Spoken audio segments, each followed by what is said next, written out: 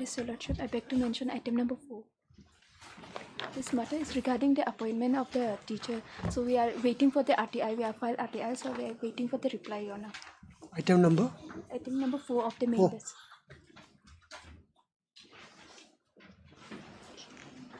Who's for respondent? We are on behalf of respondent number 6. Your Lordship, I'm on behalf of respondents number 7 and 11. On pre-made by the petitioner. This is matter up to 2 weeks.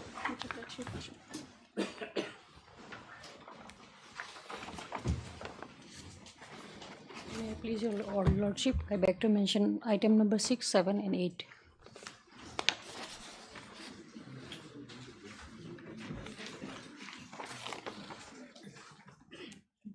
Yes.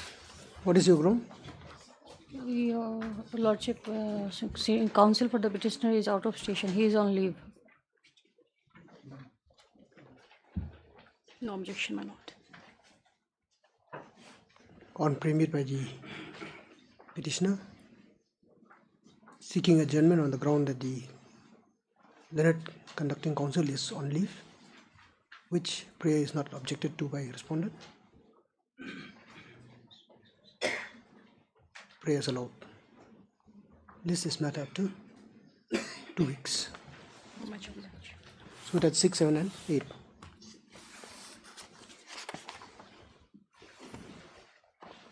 Please, Your Lordship. I beg to mention item number 13, Your Lordship. In this matter, the argument has been concluded, Your Lordship, and this Honorable Court has directed to file the written argument to both the parties. I am for the appellant, and I further pray for 1 week time, Your Lordship. 13. Item number 13.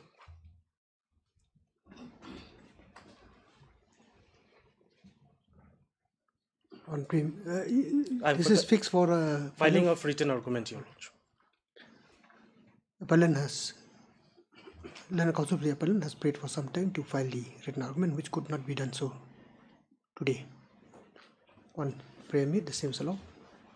This is matter of the 1 week, Your Lordship. 1 week. Highly obliged, Your Lordship. Yes, my lord. May it please, Your Lordship, I beg to mention item number 10. I seek for 2 weeks' time, Your Lordship.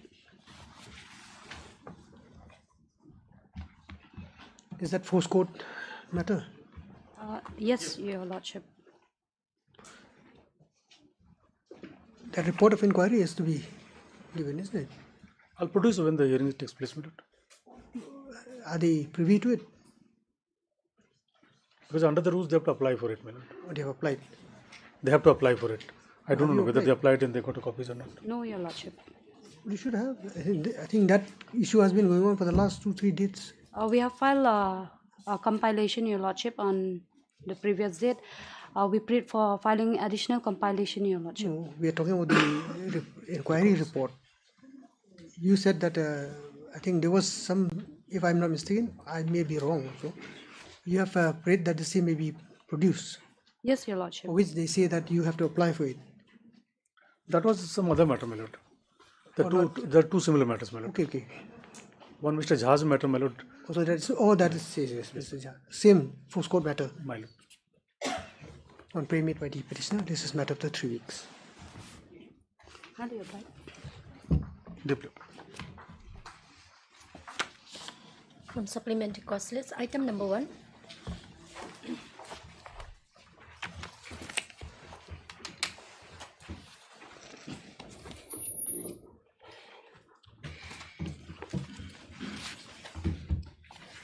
This is for anticipatory bail, my lord.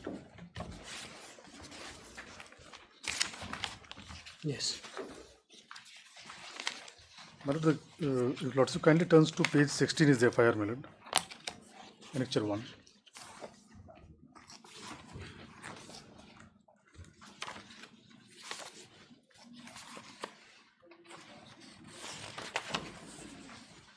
My lord, first I wanted to point out the sections, my lord.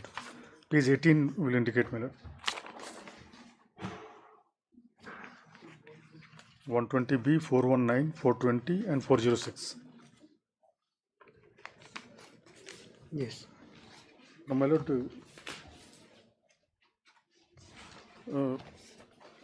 which one?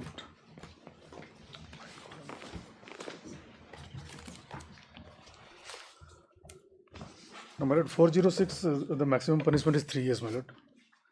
419 is also 3 years, and 420 is 7 years, my lord. So, my lord, in these circumstances, my lord, 41A notice was required in this case, my lord. But what happened, my lord, without even issuing a 41A notice, my lord, police came to the house of the petitioner, my lord. And my lord, otherwise also, if I take your lordship to the law, my lord. But here, what happened, my lord, the petitioner set up 3 industrial units in Burniad, my lord. These are iron and steel related industries. So there was some bank loan and they defaulted in payment of loan. So as losses are aware, IBC, bankruptcy code, my lord, the 2016 has been insolvency and bankruptcy code. So the banks initiated proceedings under insolvency and bankruptcy code before the National Company Law Tribunal, my lord. Now under the IBC itself, my lord, the allegation is that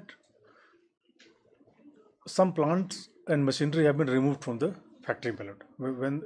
Because normally what happens, the matter goes to NCLT, my lord, under the insolvency code. The property is put to auction, my lord, and money is recovered and paid back to the bank, my lord. And for that purpose, they call it, my lord, resolution professional. The NCLT appoint, there are some certain qualified, like chartered accountant, there is a certain professionals who are qualified for this. They conduct some exam for that, and those professionals are appointed to take stock of something like receiver, my lord. They are called resolution professionals, my lord. Here in this case, a resolution professional was appointed. He went to take stock of the whatever is there in the factory, and he reported that certain plants and machinery are missing from the plant, my lord. Now, my lord, to take care of these situations, my lord, the IBC itself provides for, under section 68, that application has to be filed before the NCLT itself for this kind of proceedings, my lord. And may I place your lordship the relevant provisions of law, my lord.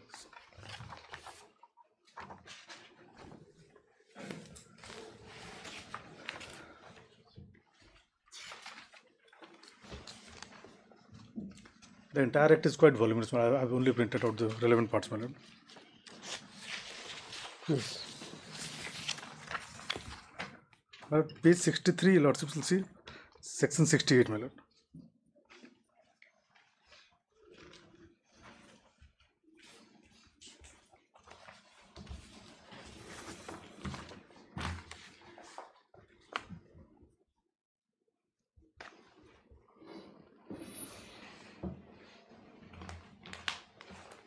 Page 63, Is my this lord. an agro code?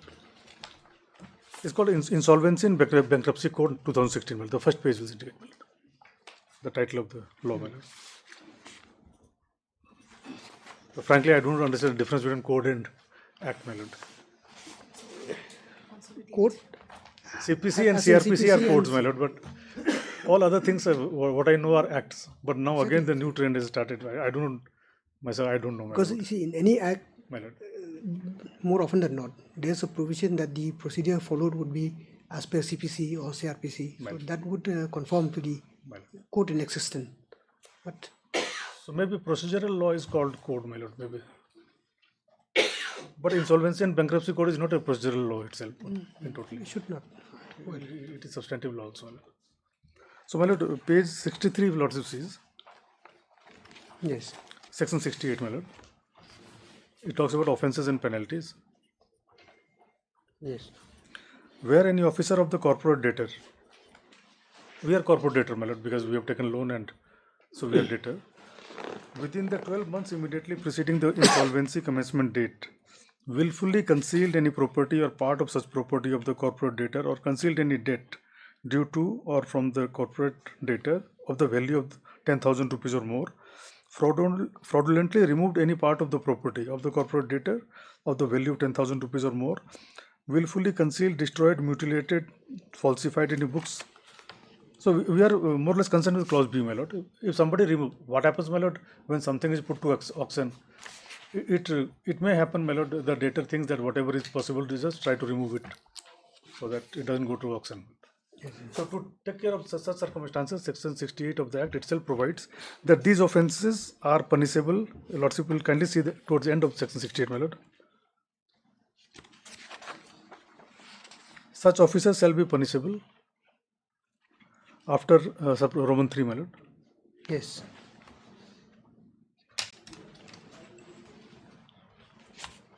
Such officials shall be punishable with imprisonment for a term which shall not be less than 3 years, but which may extend to 5 years, and with fine which shall not be less than 1 lakh rupees, but may extend to 1 crore rupees, or with both.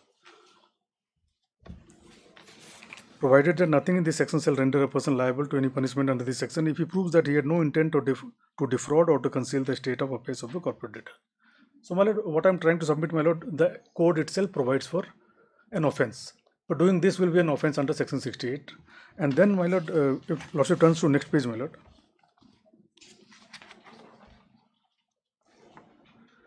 Section 236, my lord. Yes.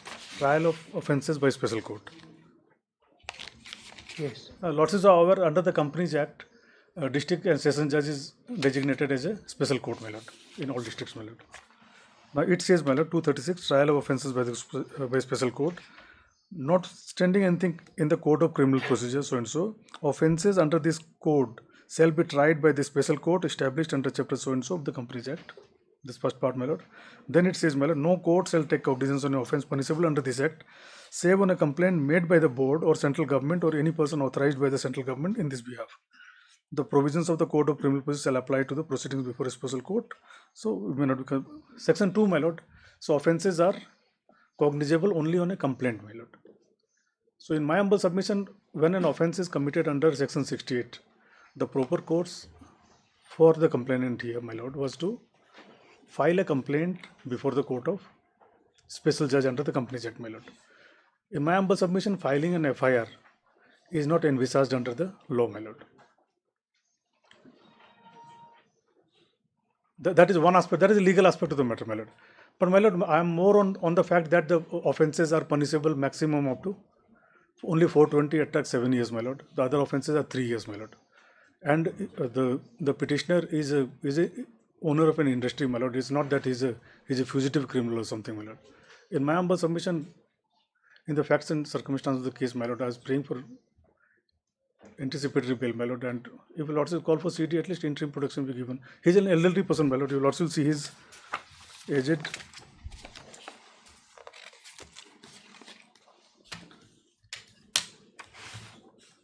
Who has filed the FIR? The FIR is filed by the resolution professional. I'll take your lordship to the FIR, my lord. Page 16. Yeah. May I just read, my lord, FIR. 4 accused persons have been named, my lord. Sandeep Kumar Bhagat, Deepak Kumar Chaudhary, Anirudh Jalan and Chotu Khan.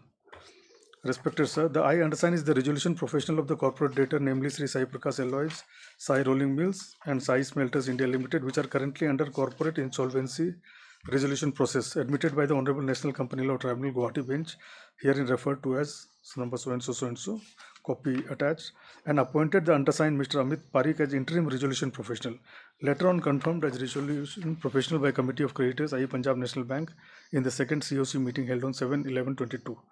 That the accused number 1, Mr. Sandeep Kumar Bhagat, is the suspended board of the above mentioned companies, has illegally and fraudulently removed and possessed the machinery, share certificate and other assets of the said companies in collusion with other accused, namely so and so Deepak Kumar Chaudhary, Anirudh Jalan and Chotu Khan. It is informed that all the assets of the companies have been mortgaged, hypothecated to the Punjab National Bank. The resolution professional found and collected information at the factory site that few machineries, share certificate, electric motors, motor vehicles, furniture and equipment of the CD have been removed by the accused number 1 in collusion with all the 3 numbers of accused as mentioned above, few days before the CIRP initiation date and or after the pronouncement of order dated 30th/9/22, but before the receipt of the order by me. The resolution professional has immediately contacted accused number 1 for necessary clarification of the removal of property assets of the CD. He informed to the undersigned that such machineries, electric motors and vehicles have been sent for some repairs and the same shall be installed at the earliest, but despite of repeated request by RP, the accused have neither installed back the property of CD at the factory site nor have shared the location of the place where such property are lying or stored. Now I have got information that the assets property of the companies have been stored and or sold by the accused. The details of assets removed and illegally kept by the accused are attached here with marked as Annexure B. This action of the accused persons amounts to the direct violation of the provision of law by illegally and fraudulently removing the illegal possession of the property of CD and amounts to criminal breach of trust. Since the registered office of the company is within the jurisdiction of this police station, your good self has necessary jurisdiction to register a case against the accused person for committing offence under the provision of law as may be found to, in this regard, to have committed by the accused persons or any other person. In such circumstances, the undersigned would like to humbly request your good self to register a case against the above named accused person under the applicable provisions of law. Yours sincerely, Amit Parikh, resolution professional of Sai Prakash, so and so, so and so. Now, my lord, what is more important, my lord? What is the basis of your apprehension? My lord, I have stated, my lord, the police came and did house search, my lord. I'll just point out there, my lord. Where are the details? My lord.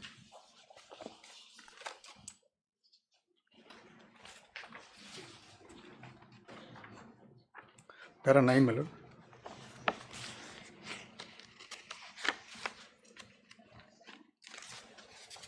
Page 9, para 9. Yes. That the petitioner begs to state that though the contents of the FIR does not make out any case against the petitioner, but the police, after registering the case under section so and so, has made search of the petitioner for arrest. As a matter of fact, on 13/6/23, without serving notice as mandated under section 41A of the Code of Criminal Procedure 1973, the police had made search in the house of the petitioner in the morning at around 8:30 a.m. to arrest the petitioner when the petitioner was not in this house.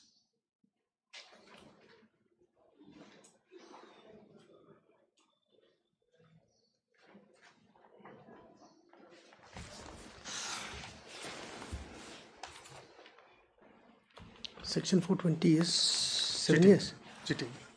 No, is it 7 years 7 years. or more? 7 years.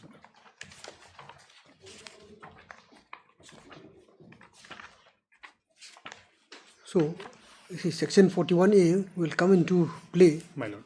when the punishment is Less than below, up to- less or up to, up to 7 years. up to. My lord. So 7 years is inclusive. My lord. Ernest Kumar says 7 years, my lord.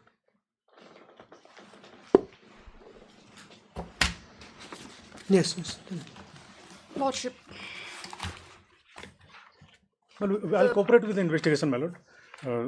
It's not that I'm trying to evade. I'll fully cooperate with the investigation on such terms and conditions as lordship will put. I'll fully cooperate with the investigation. If I don't cooperate, my lord, lordship may put that condition that bail will be cancelled. I have no problem. Let us hear. May it please your lordship. Your lordship, at the very outset, the petitioner stated that non-service of notice under 41A was not complied with. Lordship, if there was no service of 41A, your lordship would be actually hearing a bail application, not anticipatory bail, lordship. The apprehension that there was no service of 41A, lordship, nowhere in the pleadings is there anything conclusive. They said that the police has come to the house to search for the petitioner. How do we know that the search was made for service of notice under section 41A's, lordship? We are not aware, lordship, because the petitioner himself was not present in the house. So I don't understand the apprehension of arrest at this stage, lordship. As such, I object to any interim. Firstly, let us understand how is a notice under section 41A affected? How is it? Lordship, Is it by way of by post? Is it personally, or is it through what method? lordship, To ascertain the fact that the person in question has knowledge of the existence of such a notice. How do you ascertain that, even generally?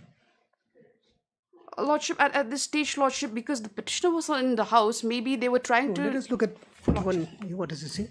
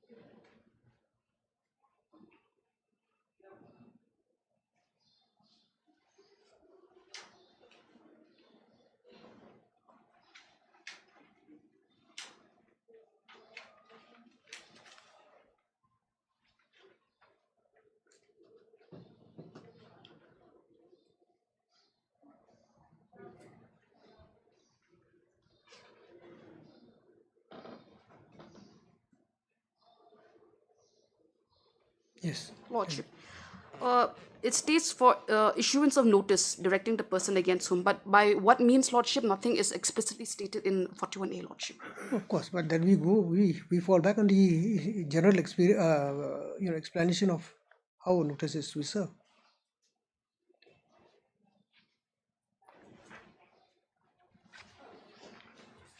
Where do we get that from?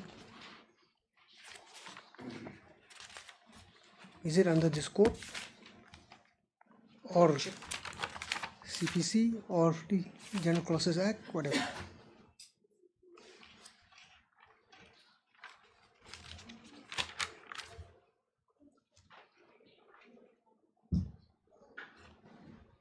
Please.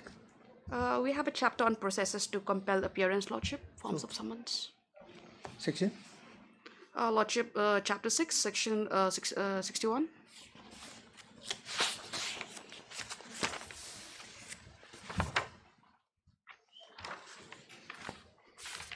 Yes.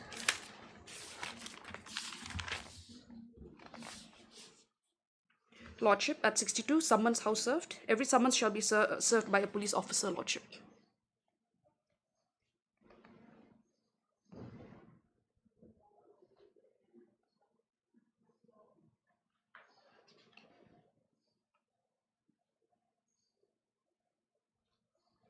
So we have to take it that summons and notice carry the same meaning.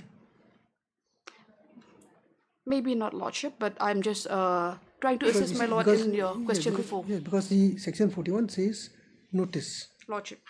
But section 62 says, or 61 Appearance, Lordship. says, no, summons, how Lordship. served.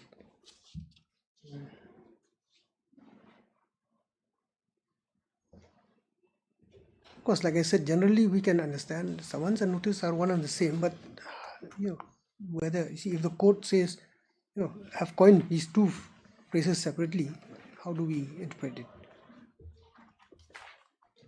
To say that the notice under 41 to be issued by you would be in the form as stated in section 62 or 61. Lordship, my statement before this honourable court is that we are not aware as to why the police were there, Lordship. Lordship, it's a well-known concept that after Anish Kumar's case, any offence up to 7 years has to come in the form of notice. Section 41A, Lordship. You do one thing, miss. You take instructions. Lordship. Just get the status report as to whether notice under section 41 has My lord, I'll do actually that. been served, whether it's contemplated or whatever. Lordship. How long? 1 week, Lordship. No problem. Heard Dr. N. Muzika, learned counsel for the petitioner, applicant or petitioner. My lord. Petitioners. Only one petitioner, my lord. Only one. My lord.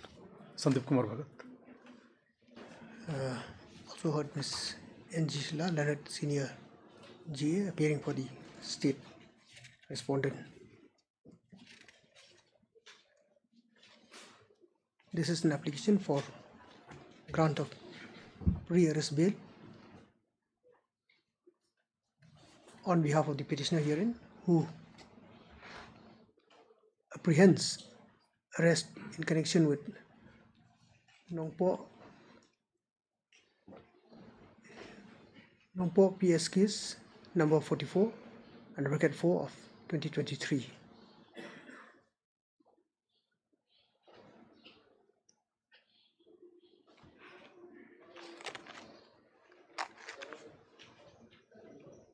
Before proceeding with the merits of the case,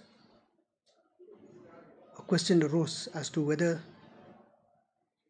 the police or the competent authority for that matter has caused issuance of a notice under section 41A of the Code of Criminal Procedure, or whether the same is contemplated to be issued.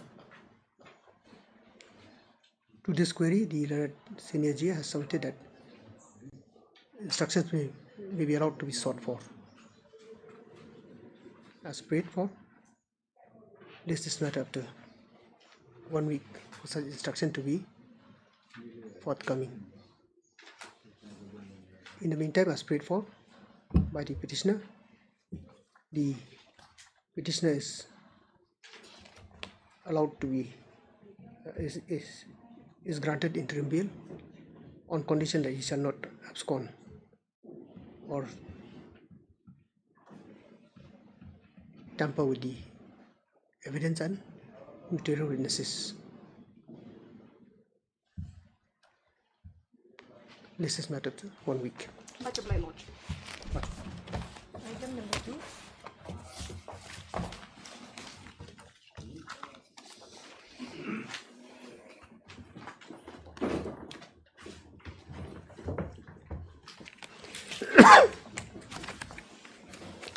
Yes, where were we? Lordship, I had started my response here. Okay.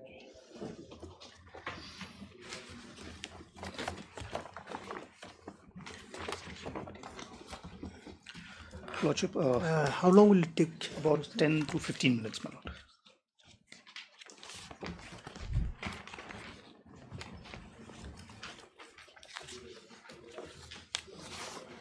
Lordship, on the last occasion, Lordship may kindly recall, petitioner, my lord, had impressed upon this honorable court, or attempted to impress, the relevance of section 82. Yes. The relevance of the word government in section 82. A lot of time was spent in trying to project that government, as understood in law, Yes. cannot include us, my lord. In that connection, General Clauses Act, etc., was referred to. I'll address that shortly. But my first response Yes. is for this honorable court to kindly allow me to take honorable court through section 82 again, Section 82 of the CPC, my lord, and the unusual language that has been included in section 82.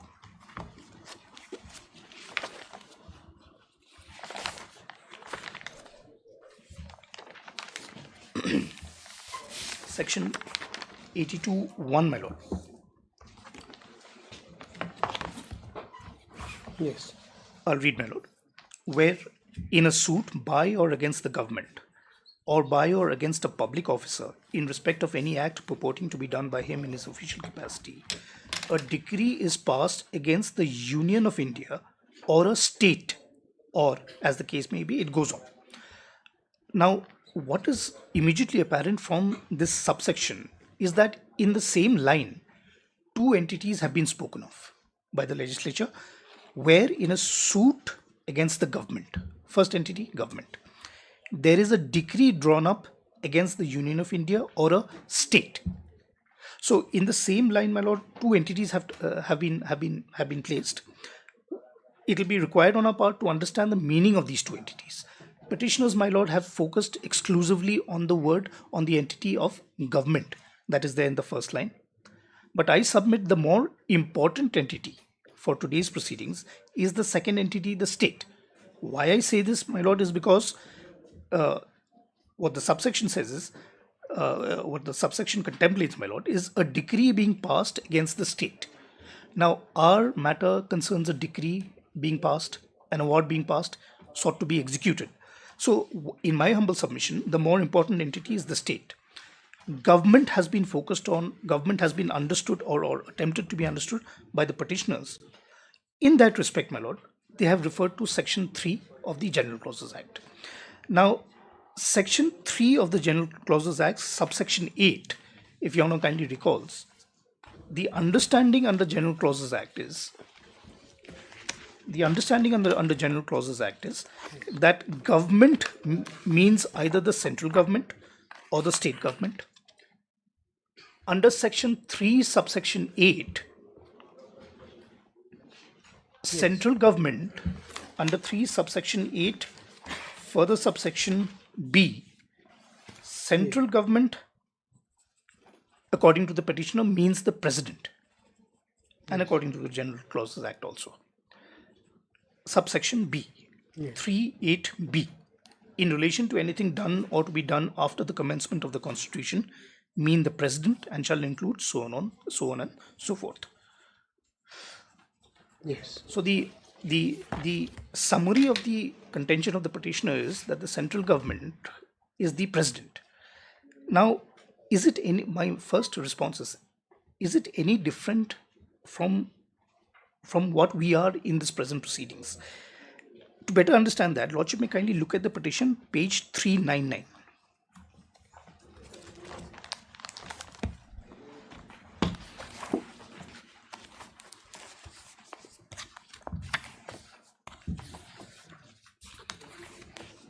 Prior to that, my lord, page 396.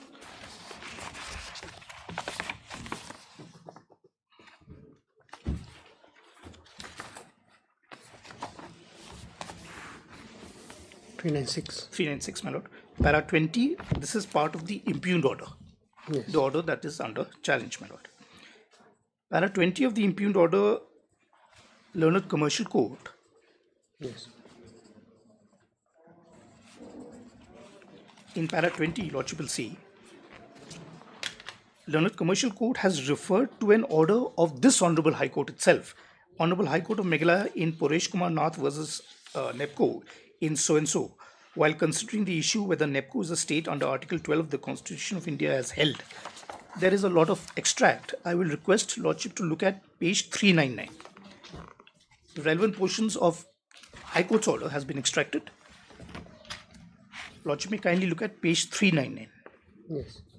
Now, this order passed by this Honorable Court in this case was passed after examining the Memorandum of Association, Articles of Association. A lot of material was examined.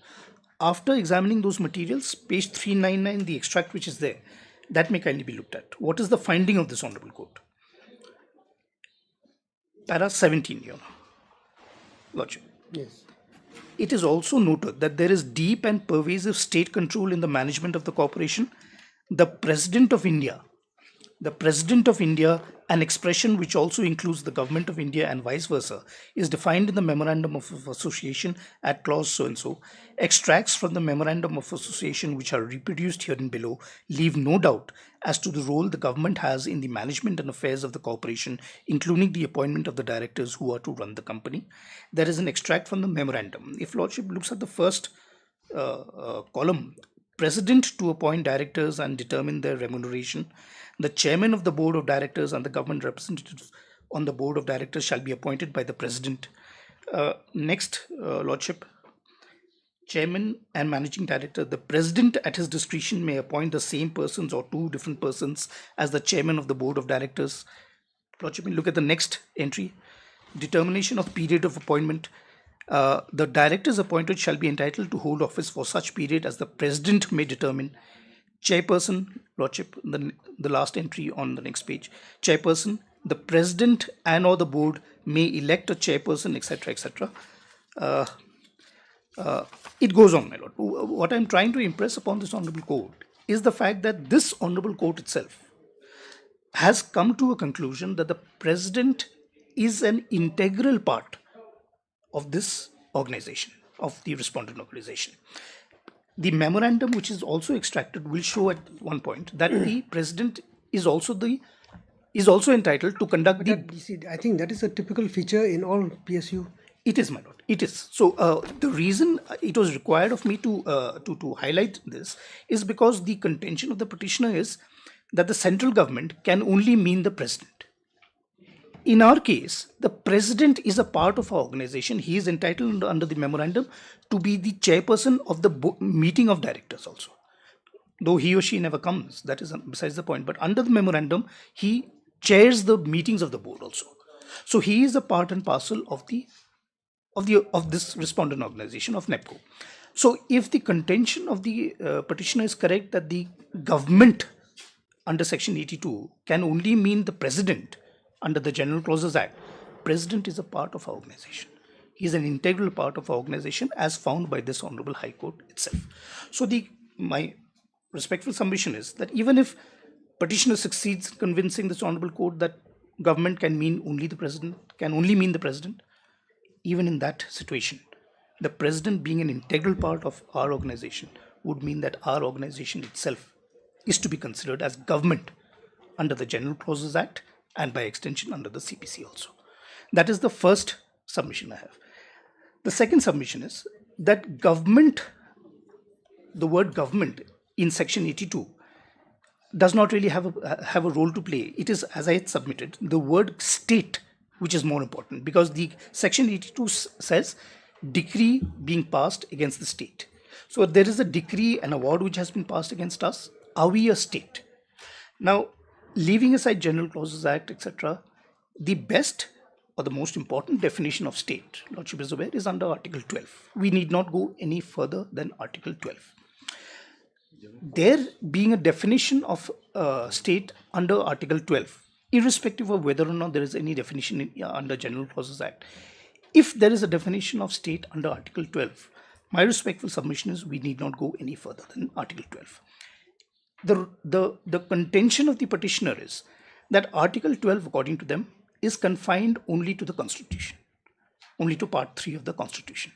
It cannot, the understanding of state under Article 12 cannot be applied to other statutes. Lordship, very respectfully, I beg to differ, for the reason that that contention, that interpretation will lead to chaos, my lord. We cannot have a situation where under one statute there is a definition of state, under another statute or under the Constitution there is some other definition of state. There has to be consistency in law. That is one of the basic primary requirements of law. Even if there is a definition of state under the General Clauses Act or a definition of government, that definition has to be in conformity with the definition given in the Constitution. There is a definition of state under the General Clauses Act, I have to admit. That definition upon examination will be found to be in conformity with Article 12 definition of state. So in any reading of the matter, specifically with regard to Section 82, either government or state, we conform to both definitions, my lord. So my first response is, as far as Section 82 is concerned, the Learned Commercial Court was very right in holding that we are a state, and because we are a state, the 3 months period that is available under Section 82 can be granted to us, and Learned Commercial Court had rightly granted that 3 months period to us. First response. My second response is that even if I fail to convince this Honorable Court that I am a government under Section 82 or that I am a state under Section 82, Lordship is exercising vast powers, fairly vast powers at the moment under Section 2, Article 227. Lordship is well entitled to examine that if not Section 82, is there any other provision that can come to my rescue in law under the CPC? There is a provision, my lord. Order 21, Rule 26 of the CPC. In fact, Order 21, Rule 26 was referred to in the impugned order. If Lordship looks at page 386 of the petition,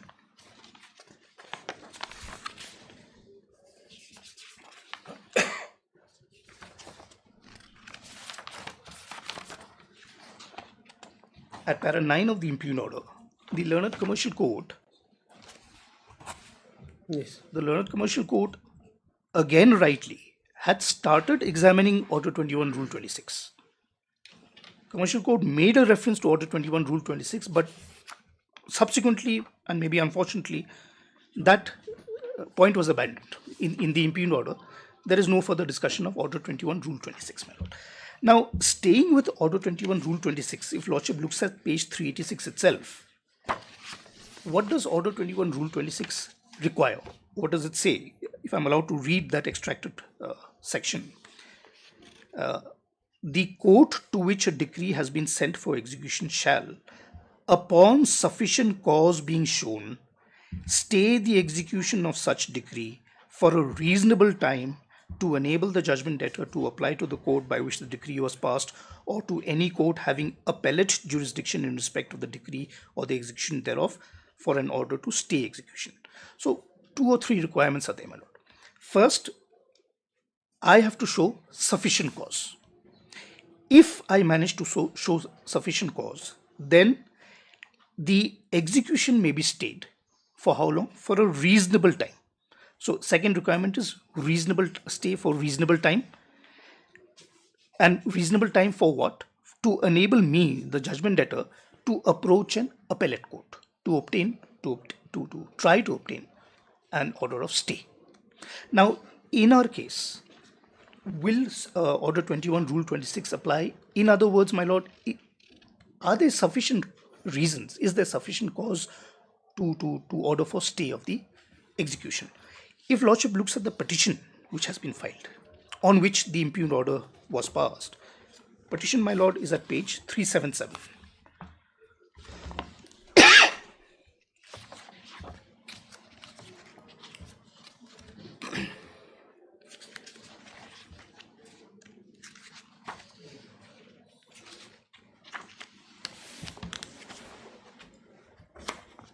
Now, this petition under affidavit, if lordship looks at para 1 subpara 3, para 1 subpara 3,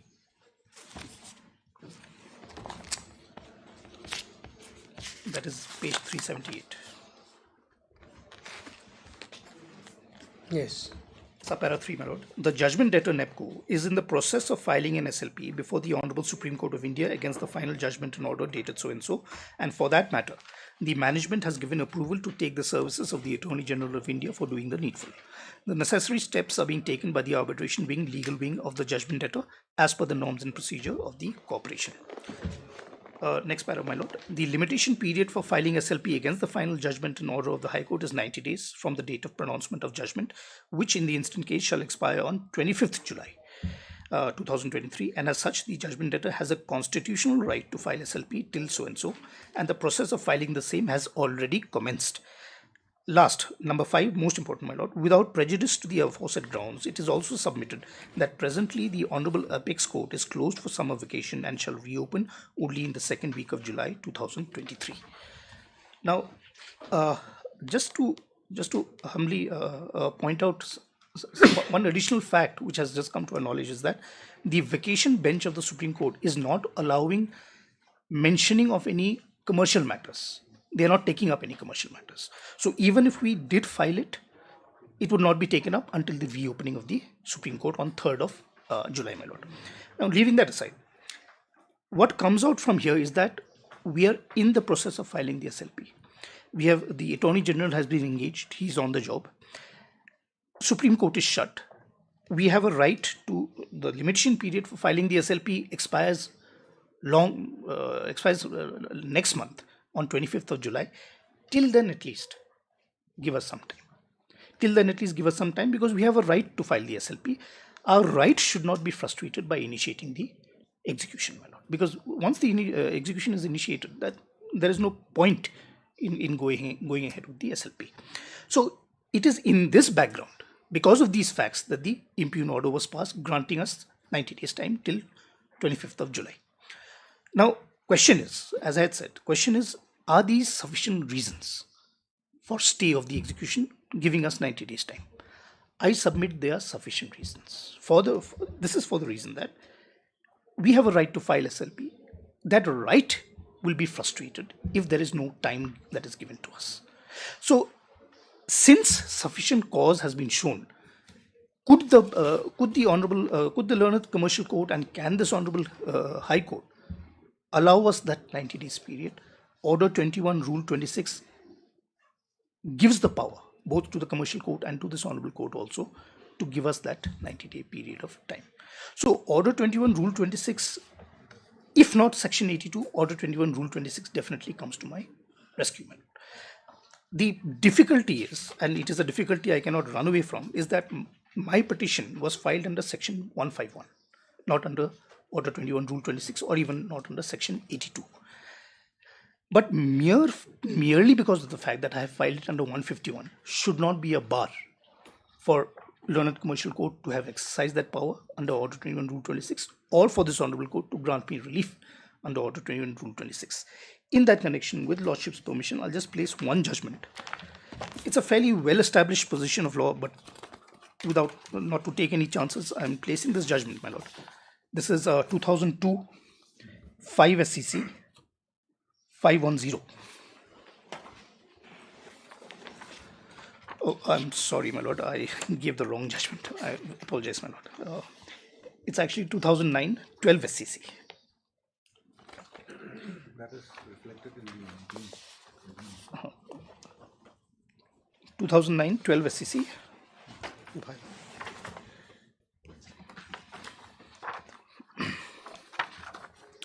Para 18 of this judgment, my lord.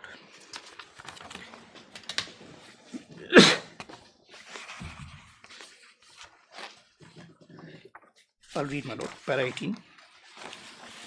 It is also now a well-settled principle of law that mentioning of a wrong provision or non-mentioning of any provision of law would, by itself, be not sufficient to take away the jurisdiction of a court if it is otherwise vested in it in law.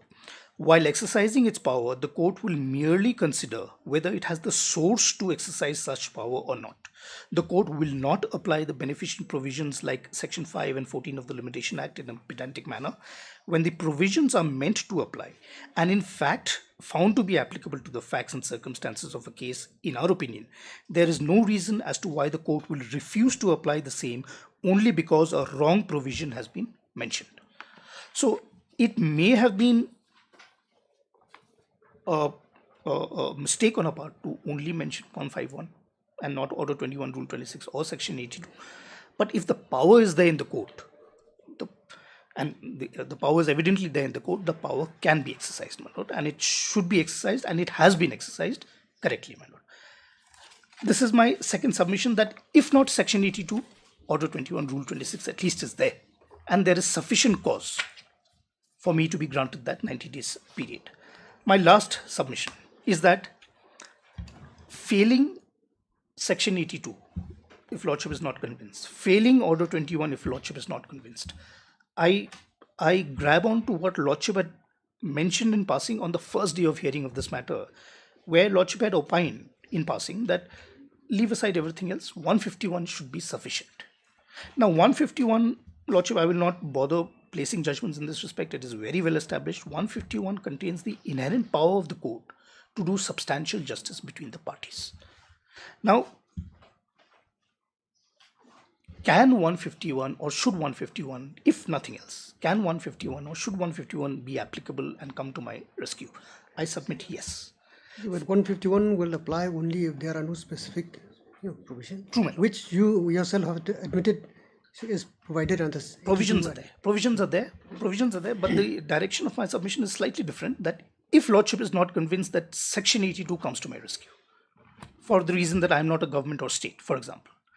If Lordship comes to the the court cannot apply its discretion in such a situation. True, my lord. True. In that case, I will not press this point and take up too much time of this honorable court. But my summation on this point, my third point, was that 151, there is inherent power to do substantial justice. In the circumstances of the case, if 90 days period is given to us and we are given an opportunity to approach the Honorable Supreme Court, will there be any injustice committed, especially against the decree holder? I submit not, for the reason that the fairly substantial award attracts a fairly substantial interest, compounded quarterly, I think. Now, in that situation, there is no loss that is being faced by the decree holder. At some point, if entitled, decree holder will be paid the money.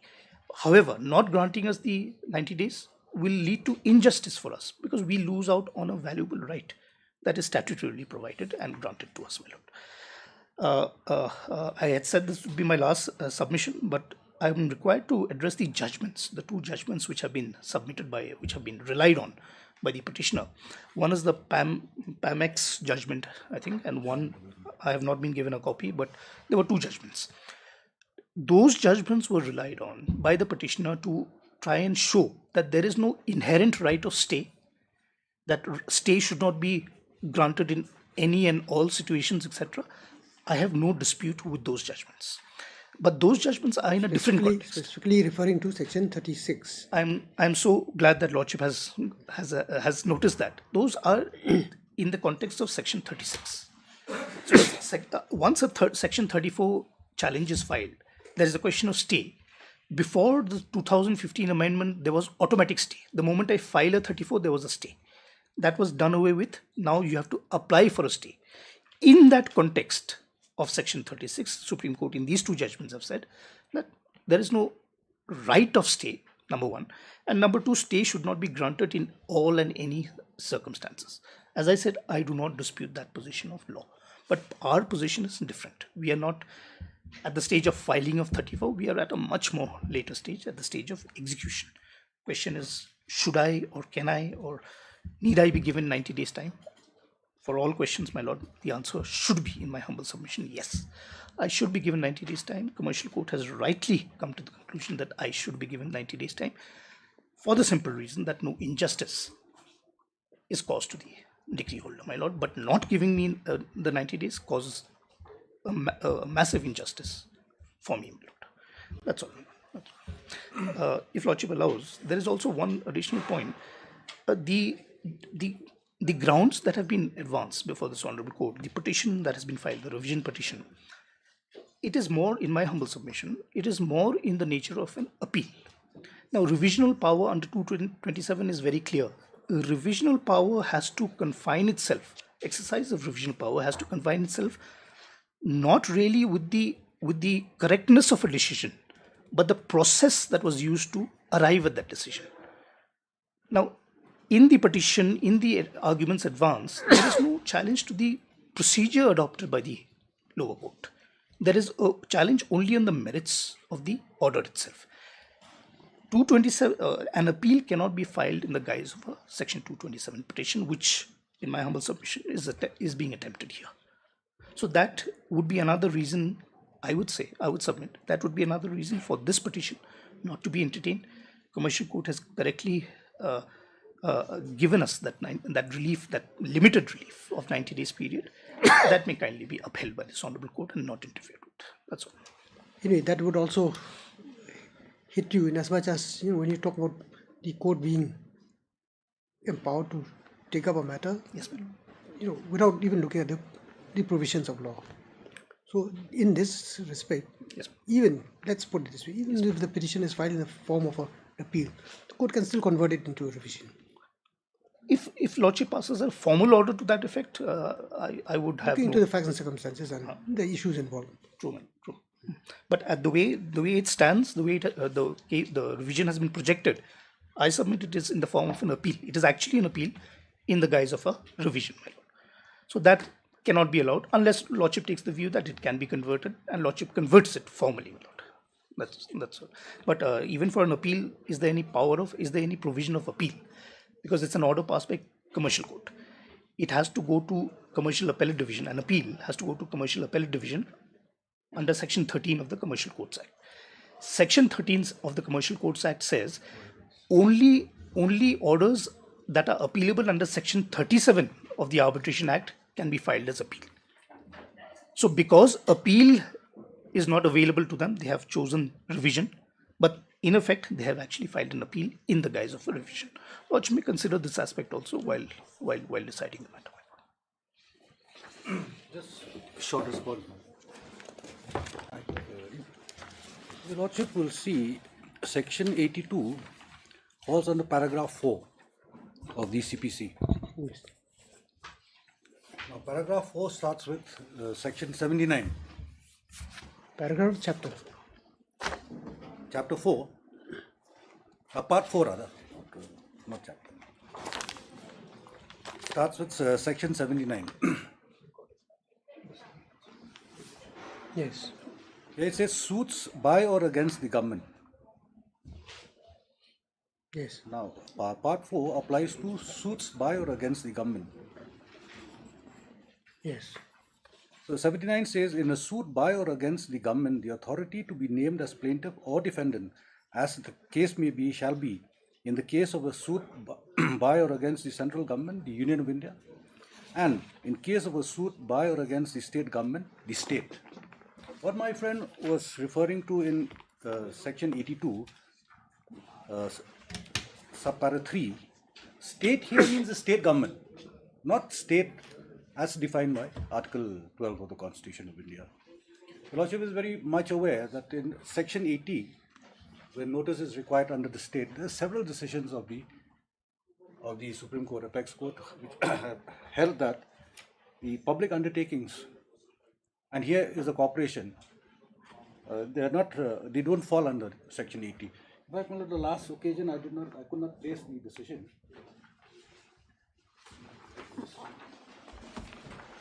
The extract, my lord, will come to the key decision.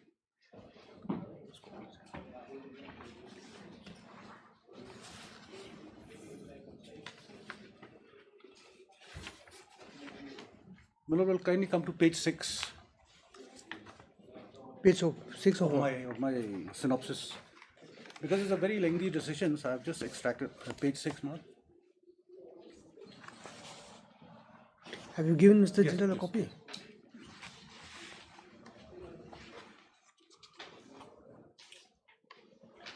Page 6.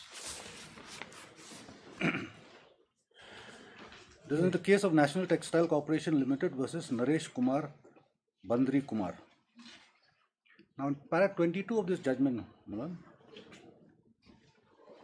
the government has, what is government has been defined. The government is a body that governs and exercises control by issuing directions and is not governed by any other agency. It is a body politic that formulates policies and the laws by which a civil society is controlled. It is a political concept formulated to rule the nation. It is not a profit and loss establishment. As with the case of NEPCO. NEPCO is basically a profit-making corporation. That's why we are before your lordship also. And para 25, page 7, bank. Banks and financial institutions carrying out financial transactions are independent to do business subject to the regulatory laws made by the legislature. They are not under the direct executive control of the government. They are profit and loss earning organizations coupled with all connected financial and economic activities. They are a body corporate with a limited role to play and not govern people as understood by governance. Now, in this case, my lord, the Food Corporation of India has been held to be not a government. Food Corporation of India also is totally under the pervasive control of the central government.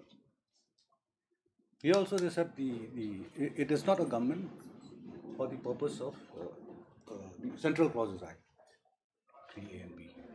So this judgment in fact covers my argument that NEPCO is not a government and cannot take recourse to Section 82. Because we lordship the last what the Commercial Code has said. Your lordship will come to the last page, page 403. My friend here has said that under Order 21, Rule 26 also, the court can stay. But what has the Commercial Code said?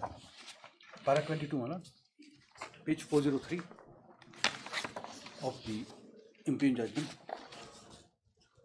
Yes. There is no dispute that there is no automatic stay of the award. However, the judgments relied upon by the decree holder have no bearing to the procedure laid down in Section 82 CPC with regard to execution of decree. The judgment in the instant case was confirmed by the Honorable High Court on 26/4/2023. Therefore, in terms of Section 82 of the Code of Civil Procedure, the judgment debtor is given time to satisfy the decree within 3 months from the date of such decree, that is 26/4/2023. And the court prohibits the court from issuing execution of any such decree unless it remains unsatisfied for a period of 3 months. Since the period of 3 months is yet to expire, although this court is not inclined to consider the prayer of the judgment debtor for pronouncement of the execution proceedings, for postponement of the execution proceedings. However, in view of Section 82, since the period of 3 months is yet to expire, this court is of the considered view that the time be given, next page, to the judgment debtor, the last page, to satisfy the decree on or before 23/7/2023, failing which the execution shall be proceeded with. Now, they have not filed any appeal against this judgment also. The court said, I am only relying on 82. It's because of the prohibition contained in Section 82 that I am postponing the execution proceedings, not otherwise. The court did not deem it proper to go into Order 21 or Rule 26 to say that they have sufficient cause. And I've filed my synopsis also. Lordship, I'm yet to prepare a synopsis. Lordship, kindly grant me a few days' time. 1 week? That should be enough. We shouldn't take further time, otherwise the matter becomes infructuous. I won't.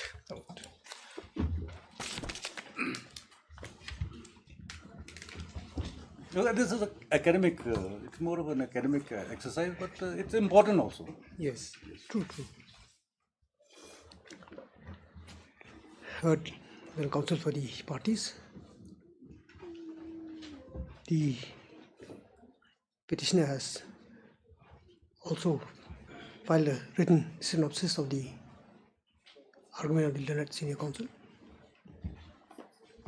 Mr. S. General, learned counsel for the respondent, has however submitted that he may be allowed to file a similar written argument on behalf of the respondent. As prayed for, place this matter after 1 week. Item number 3.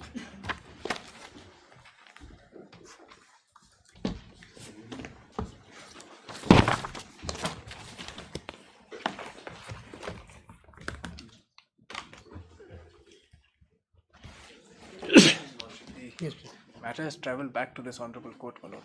This is the matter concerning the St. John's School. Yes. Lordship, at the very outset, my lord, it inadvertently, because of miscommunication in our part, we did not take steps, my lord. So I may be allowed to take steps again on the respondent 4. But somebody has appeared. No, that is the bank, my lord. That was for 1, 2, and 3, Standing Counsel of the Employees Provident Fund. Okay. So on the bank, my lord, I may be allowed to take Offer the bank. Yes, my lord. And the Yeah, no, who's appearing for the respondent here? Standing Counsel is there, my lord. Miss Charji. But she is not here. In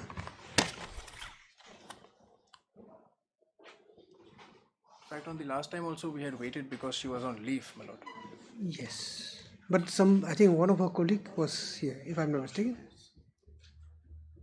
Today, my lord, my only grievance is that the bank account still remains to be frozen, my lord. In the meanwhile, we are trying to resolve But they may have, they may have something else to say against that. No, because already, my lord, at the time of motion, my lord, a certain protection was given. Yes. Now that's water under the bridge. Lordship. So, if she's not, let it come up tomorrow, my lord. Or you can do one thing. If you can try to contact her, we'll put it at the end of the board. Yes, my lord. Very good. Lordship, I'll try to contact today, else it may be. Else tomorrow. Not tomorrow. Friday. Friday. I'll try. Much obliged. Item number 4.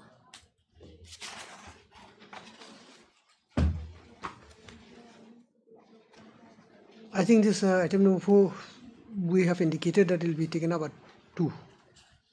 The council would appear through virtual mode. So we'll take it up at 2. Item number 5.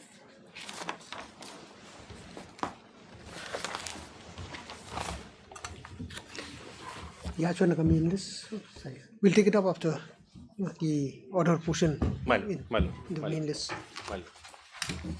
Daily cost list. Item number 1.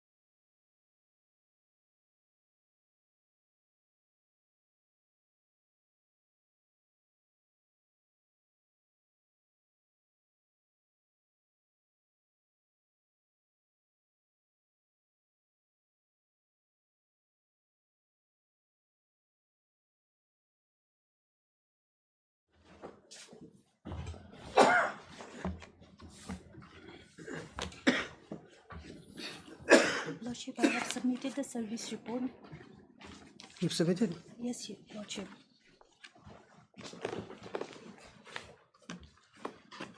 Where's your affidavit of service?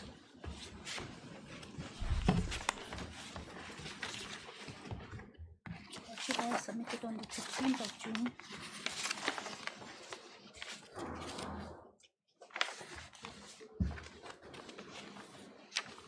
Yes, what is this case about? Lordship, this case is regarding the FIR filed by the respondent number 2. Lordship, this I have mentioned the actual brief fact of the case in para 9 of my petition, where it stated that the petitioner number 1, who have filed FIR against the respondent number 2 son-in-law, who is the VEC secretary. On that basis, on the marketplace, the VEC secretary along with his men came and assault petitioner number 1. And on that spot, petitioner number 2 and 3 was there, who was the brother of petitioner number 1. And in order to prevent the assault from the VSC secretary, who came along with his men, they interfered and they tried to stop them from assaulting their brother. And second point is there, Your Honor, petitioner number 4, who is an old lady of 64 years old. It has been said that her son, 2 sons, and herself has wrongfully restrained the respondent 2 son-in-law, whereas the investigation of the police said that there is no evidence found against the 2 sons who have wrongfully restrained them. And moreover, Your Honor, if we take into the consideration a lady of 67 years old cannot wrongfully restrain the VC secretary along with their men. So, Your Honor, Your Lordship, my humble request is that as this section 341 and 506 and 34 section are less serious in nature. So, I would like to humbly submit that Your Lordship may kindly quash the FIR. And moreover, Your Lordship, I would like to mention, since the cognizance was taken, it has been 8 months. The matter is fixed just for copies, and here the petitioner has been appearing in regular basis in all the date. 8 days has fixed, and Your Honor, it is very difficult for them as they are just a daily laborer to bear the expenses also, Your Honor. So my humble submission is, Your Lordship. In that case, you see, I think the presence of the respondent too is required. Your Honor, because since he is involved. My Lord, in the meantime, my Lord, I had obtained instruction from the IO, my Lord. The IO has submitted, it seems, my Lord, 2 charge sheets, my Lord. In connection to this instance, my Lord, there are 2 cases, my Lord. FIR number 6/7 of 2022 and another one is FIR number 7/7 of 2022, and in both the cases, my Lord, charge sheet has been filed. In one case, my Lord, the charge sheet has been filed against one Sri Muhammad Azizur Rahman and sent for trial, and the other case, my Lord, where these petitioners come in, my Lord, that is in FIR number 7/7 of 2022.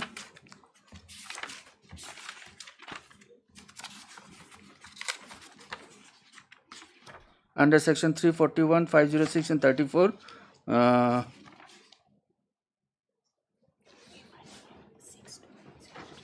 accused number A1 to A4, and A1 to A4, my Lord,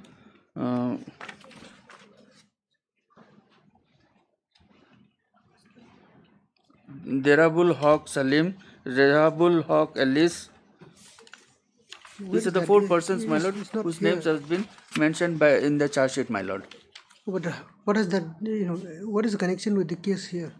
My Lord, it seems there was a dispute, my Lord, and both the parties filed FIR, my Lord, and police took cognizance of both the FIRs and filed the charge sheet, my Lord. So, in all fairness, my Lord, it will be fair that the other party also be heard, and if there is any compromise or compounding of the offence, my Lord, it needs to be in presence of both the parties, my Lord.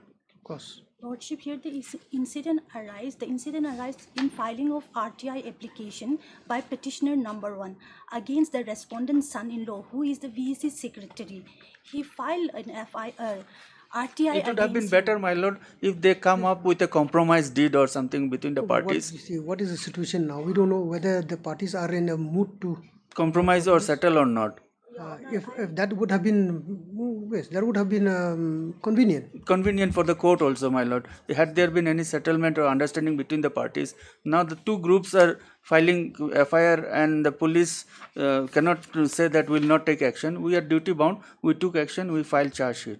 And thereafter, if one party wants to quash, the other party also needs to know about it. So, what is the stage of the case? Your Honor, it is fixed for copies only. Copies? Your Honor, in this case only, we have filed RTI, means writ petition, which is pending in London. Then, my lord, let the writ petition decide and we'll abide by the... Writ petition is, Your Honor, let the criminal... Writ petition is just to stop the sanction of the material wages amount. Just the writ petition is based on only on that. Because of this RTI, the respondent number 2 son has initiated this action against petitioner number 1 and petitioner number 4 son, who is one of the lawyer who have helped in drafting the RTI application. And in this investigation, when the police investigate, there was no such thing evidence find against the son of petitioner number 4. And the only one thing, the petitioner number 4 elder son was also not present when they have alleged that he had wrongfully restrained. Those are matter of facts. Those has to be dealt with at the trial stage. And Your Honor, they have already as the police investigation, no evidence was found. They have already acquitted from that. There was no allegation against them, as the IO have reported in his charge sheet. They were already acquitted. Yes, in the charge sheet there was no evidence found against them. So against this petitioner. Yes, against this petitioner or against whom? Against the accused which they have alleged in the FIR. Or we're not talking about that. We're talking about this case, about the petitioner hearing and the...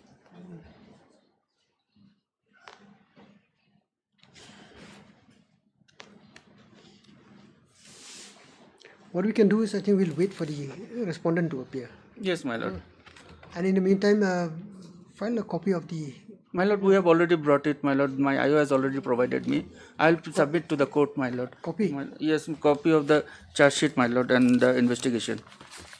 Why do we not given copies? No, my lord, this has got nothing to do to give to the petitioners, my lord. No. They said the stage, the case of the cases. No, that will be given by the trial court, my lord. Exactly, that's why I'm asking why it was not given. It is up to the trial court, my lord. What is the difficulty they have not expressed, my lord.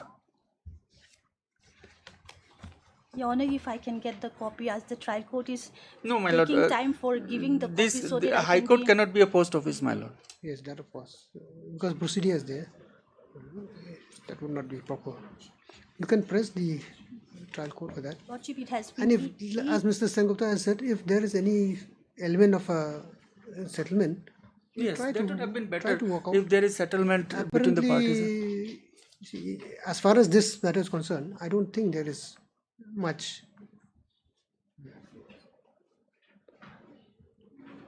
Anyway.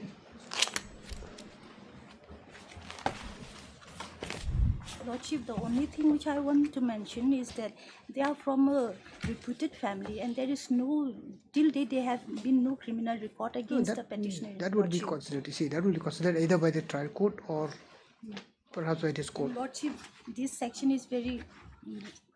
Yes, you see, it's not about the gravity. They can argue before charge also, before framing of the charge also, after obtaining the documents, my lord. Because the trial court will be in a better position. They can place all their grievances at the time of framing of the charges, my lord. They'll be given fair opportunity. You come back after 1 week? After 2 weeks, my lord. There is no urgency in as such. You are not in custody. No. Lordship may fix on after 1 week, because you see, if it is for a supply of copies, it is not necessary for you to be present, physically present. You have your counsel with you. He will represent you. Lordship, but it's the out there. It's required to be present, Lordship. No, Appearance is fixed for appearance of the accused and the copies. appearance. You have not appeared for the court. So this is the first time then. Your Honor, Lordship, we have been appearing. It has been 8 months and 8 days have gone. We have been appearing regularly on each and every day. It's not necessary for you to appear. You have appeared for 8 days. You submit to your counsel. It's not necessary for you to appear.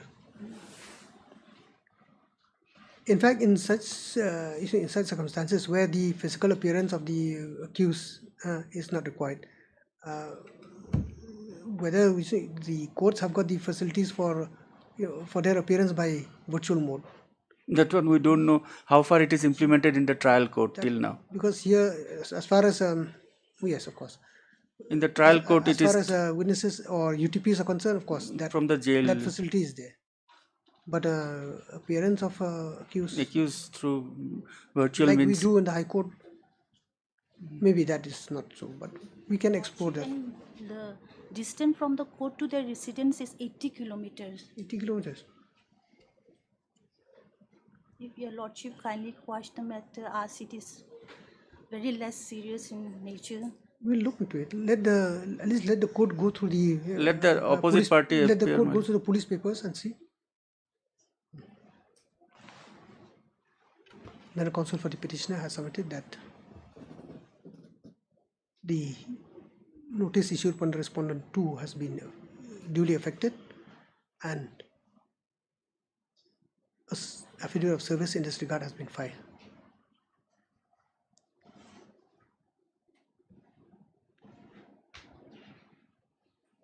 However, the respondent number 2 has yet to make her appearance before this court. Considering the issues involved, it would be proper for the respondent 2 to appear before this court. Accordingly, one more opportunity is given to the respondent 2 to appear before this court. In the meantime, Mr. S. Sengupta, learned additional PP, has submitted that the relevant copies of the case diary and the charge sheet may be allowed to be filed before this court. No, I'll produce, my lord. I'll not file through any. May be allowed to be produced before the court. Yes, just copies. Yes. On pre-made, list is matter after 2 weeks. 2 weeks. Obliged, my lord. Yeah, Shotoka. My lord, a small request was there. The supplementary item number 3. The respondent counsel could not appear on the first call, my lord. So I've requested her, she is here, my lord. So she has to go back, my lord, for some. She has some difficulty. If the matter can be taken up, my lord. Was that St. John? Yes, my lord. Yes. My lord, it's. As per the last order, my lord. As per the last order, my lord, we was directed to sit and solve the problem amicably, my lord. But since the order was, my lord, there was some error was there. So only no. Submission. What has been done in that regard? Have you sat down and no, my lord. Discuss? Fairly submitting, my lord. No, both the party we have not sat, my lord. The only thing is but this. Is there any element of settlement here?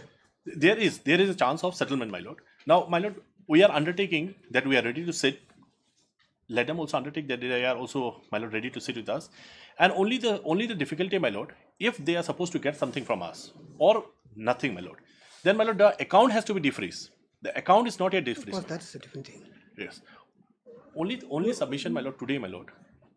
We are undertaking, my lord, that we are ready to sit with the respondent, my lord, to sort out the problem, my lord. And, my lord, the respondent be also directed, my lord, to defreeze our account, my lord. On their verbal instruction, the bank has frozen our account, my lord. So, my lord, let the direction be given to the respondent also, my lord, and they agree, my lord. Lordship, we are agreeing. We are waiting, Lordship. The matter was supposed to come up on 23rd because till yesterday I was on leave, Lordship. I informed on the day when it was listed only that I'll be on leave. So your Lordship was pleased to fix the matter on 23rd. Till 23rd, I am just waiting from the office. Yesterday also I called up office that whether there was anything or not. There was no sitting. So at least we are saying that since they have to come to our office and let us sit amicably, we are ready, because since we are at the receiving end, they have to give us. So once they come to the office, we can easily instruct the bank authority to defreeze and everything will be sorted out. But provided they have to come to our office. We undertake. But since this 1 week has passed, and during my leave only there was lot of hodgepodge, because it went to justice thank yous, again it was listed in mention memo, everything all went hodgepodge during my leave tenure only. But then since today the matter is ultimately listed, let them come forward. Not coming to the court without like they have not complied with the order. Frankly speaking, they are supposed to come to our office. I am ready. Since we are at the receiving end, I am ready. They'll come to our office. We are ready to do the needful, whatever they want. And what issues they have raised, that during the tenure we have already made a corrigendum that there was a mistake, but it was a typing when we typed the date. We have just overlooked the date, so we have corrected the date. It was only with the regard to date, not with the amount. So date we have corrected, and we have given a copy to them also. So now they just have to come to our office. We are ready to do whatever, we are ready to cooperate in whatever way possible. But they have to come to our office. I am undertaking on behalf of my client that within a week we are ready to appear, or we are ready to sit with them, my lord, with the respondents. Let a direction also be given, my lord, because she is not undertaking that they will defreeze. Let a direction be also given to the respondent to defreeze, my lord, if they are supposed to get, my lord. For that also, the account is required to be defreezed, my lord. We cannot go and deposit. And if something is not required also, we can take out our own money, my lord. Let it come up on, my suggestion is that let it come up on 30th, next 1 week. Let it come up on 30th. Let us sit. Whatever is we are at the receiving end, we will do the needful, whatever is required, and we are ready to cooperate. We are at the receiving end. My lord, there was already an order where, my lord, the order of the respondent was kept in abeyance. That means, my lord, bank account was already defreezed, my lord. But that is due to the error, my lord. We are not on that part. Only let the bank be defreezed, my lord. As she said on the last occasion, there is not much amount, my lord. Only the bank account may be defreezed, my lord. At least if we, in our calculation, it comes that the respondent is supposed to get, my lord, we need to deposit also. But can the parties assure that within 1 week you can sort out the difference? No, within a week, my lord, we are going to ready to sit with them. And my lord, we will put our case. Let them also put their case. There should be a claim and counterclaim, my lord. Because, lordship, now the thing is that they have to deposit us. They have to deposit their money to us. At least within 1 week, if they come forward and they are like they assured or something, they on written comes, because this is an admitted fact that they have to pay. No, we are not disputing that. That is, we are not into the merit of the case, my lord, here. We are only violation of the principle of natural justice, my lord, on that part. And the order which was issued by them, my lord, 3 different dates, my lord, was given.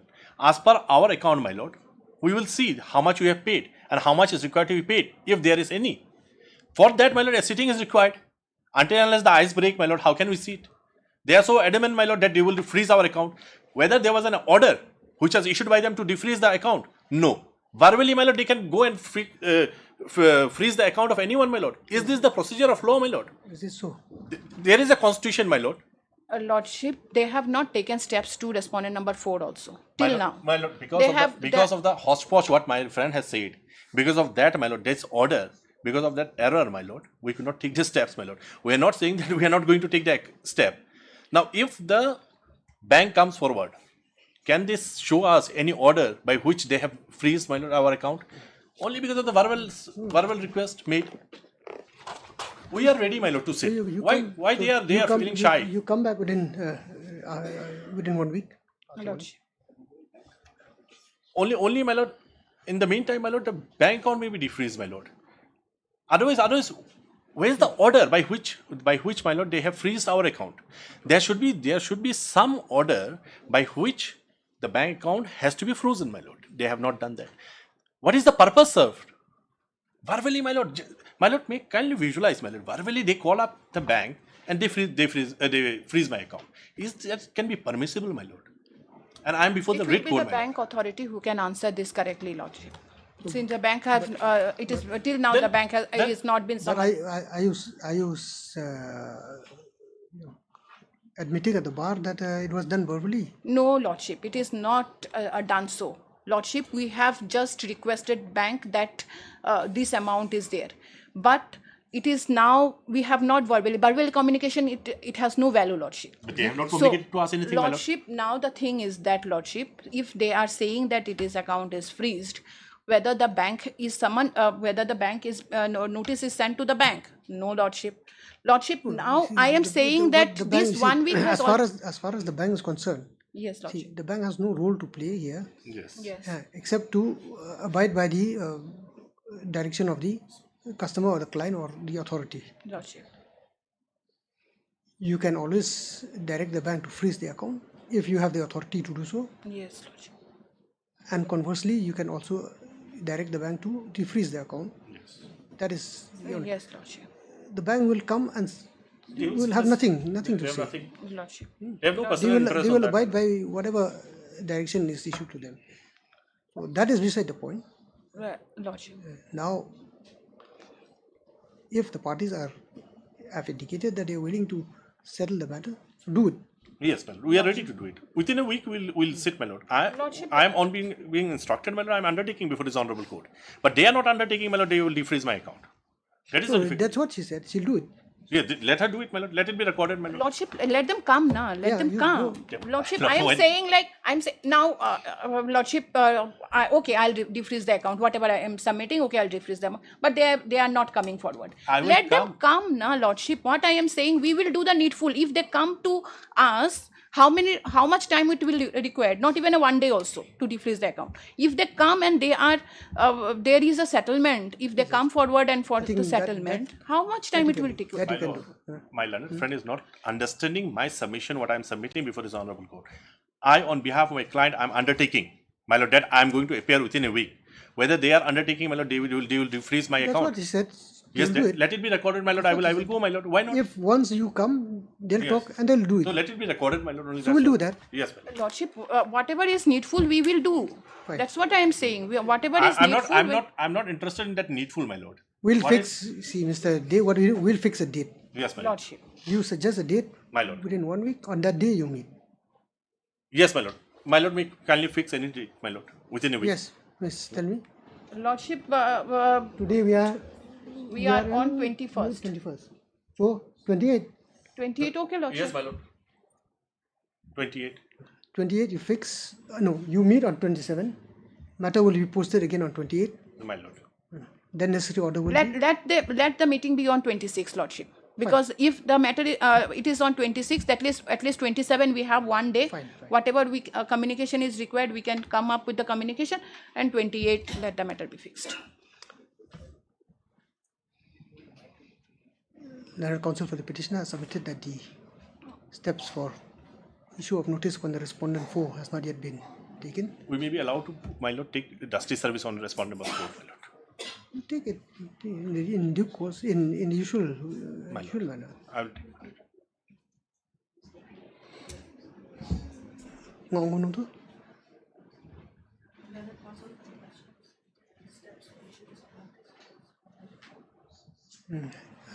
Has not been taken and has submitted that the same will be taken. Such steps will be taken immediately. Pray along.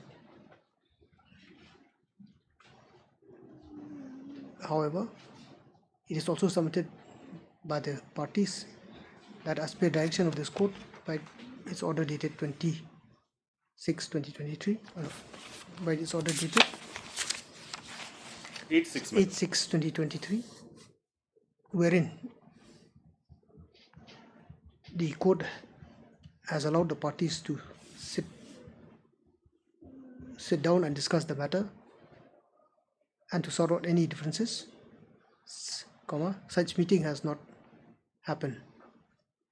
However, both the learned counsel for the petitioner and the respondent number 1, 2, 3 respectively has submitted at the bar that if directed, the said meeting will be held within 1 week from today. To this effect, the parties have suggested 26/6/2023 as the date of the meeting. The outcome of the said meeting will determine the action of the respondent 1, 2, 3 as far as the process to defreeze the account of the petitioner's bank account is concerned. To this limited extent, the court would allow the parties to meet as agreed upon and to come back before the court with specific report on this account. This is matter on 28th. So 28. Hopefully you can. But they have right from the beginning. They have indicated that they are not, they are not intending to defraud you or do away with the process that is due to them. You will do it. But if there is, if there are concessions to be made according to the rules prevailing, you can do it. My lord, they have what my client is instructed. 1986 and 86 there was a riot in the city, my lord. For that also they are imposing fine on us. There was riot, we cannot pay in time because the bank was closed. For that also they are imposing fine on us. Hello, let's see.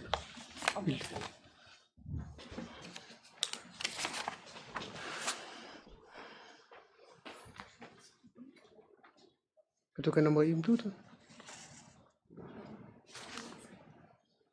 Hearing 4, okay.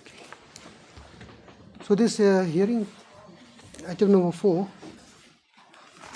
should we do it now? We'll do it after lunch.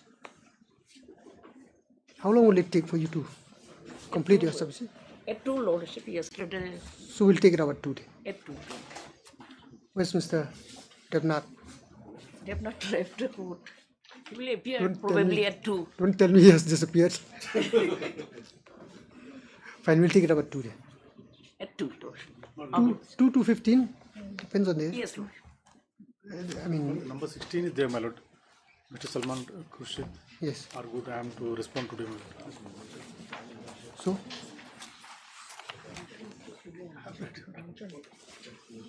What is your prayer? What is your prayer? You'll do it today or not? But I am ready, madam. The other side I cannot see, madam.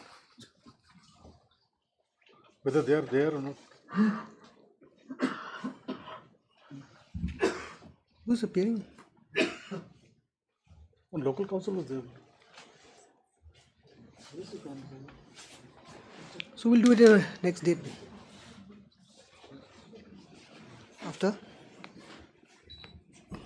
Lordship, if I may, item number 14, Your Lordship. Just a moment. We are on item 16, 17. Or You have not yet.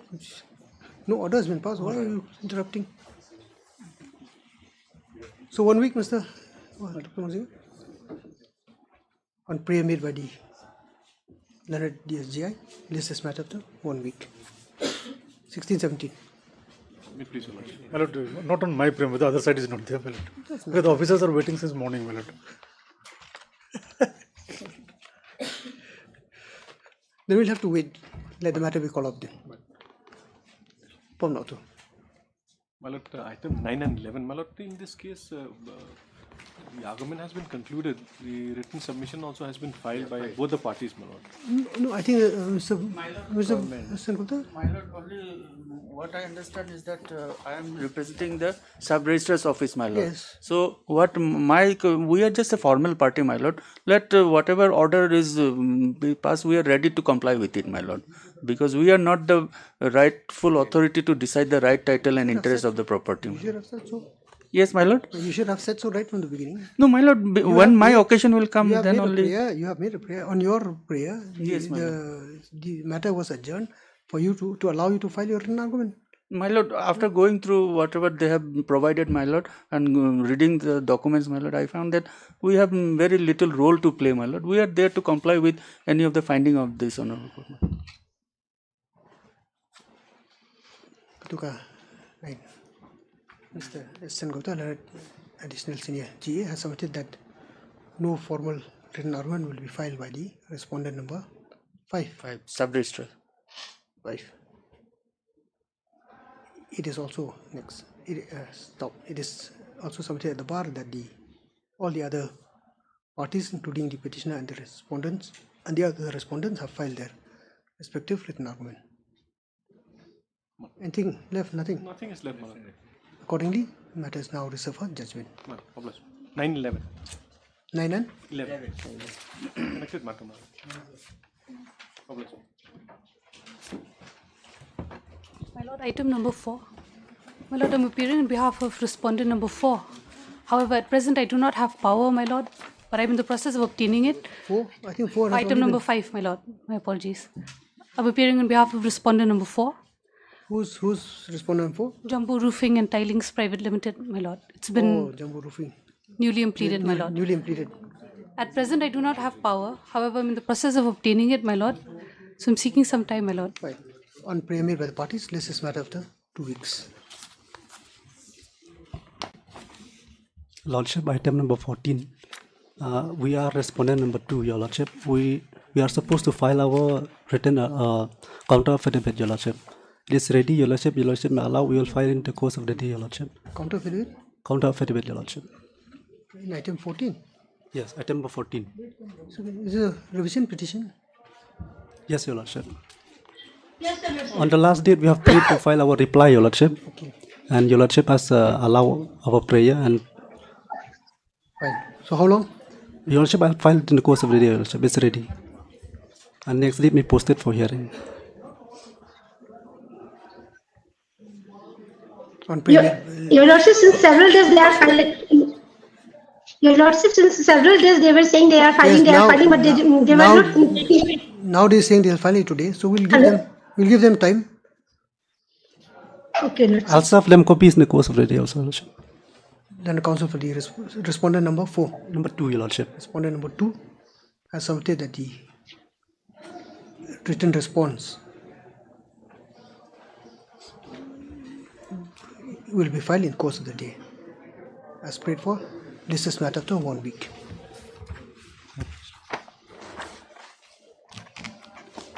Good day, Your Lordship. Your Lordship, for item number 12, we'd like to withdraw this petition, Your Lordship.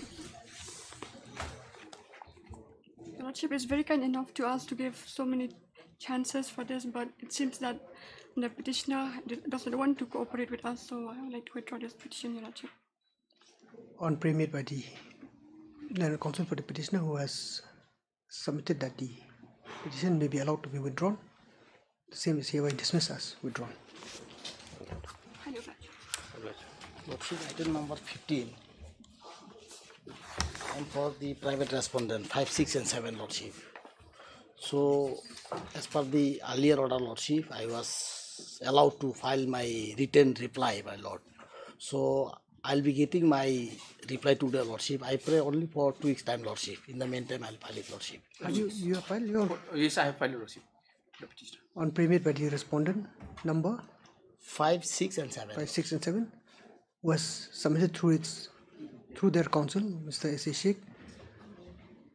The written reply may be allowed to be filed, is hereby allowed to be filed. This is the same after 2 weeks. Hello. So, When the council is here, my lord. Yes. So we can make an attempt after the parted matters of the post also. Yes. Because we have two time permits. We have two hearing item after this. One madam's matter is there, my lord. Yeah, and the other is where they have almost got into a fight with Mr. Hazarika. So we'll take up that matter. I don't know whether we'll be able to do it. No time to hear the matter. This is by then it may be too late also. Your lordship also after hearing two matters. So after 1 week then. On pre-made by the parties, let's just matter after 1 week. So we'll meet again at 2:15.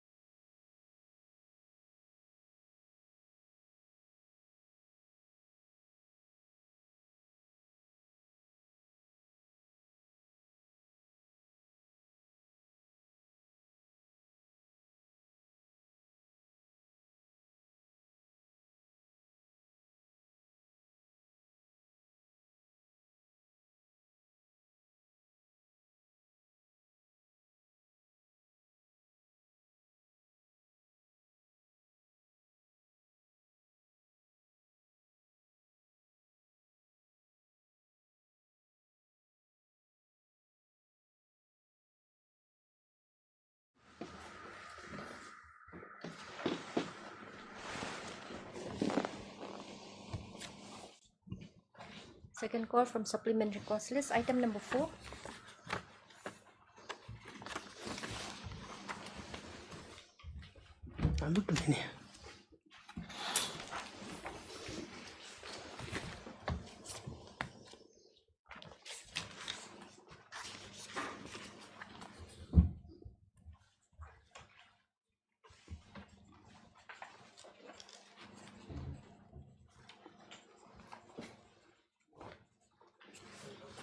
Yes.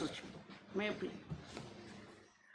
Lordship, last occasion I made submission regarding that how the subordinate district council court had accepted the plaint and proceeded with the case, despite there is in the plaint there is no mention of the schedule, there is no mention of the area of land, there is a mention about one plaintiff number 4, but they have not given the name of the plaintiff number 4, and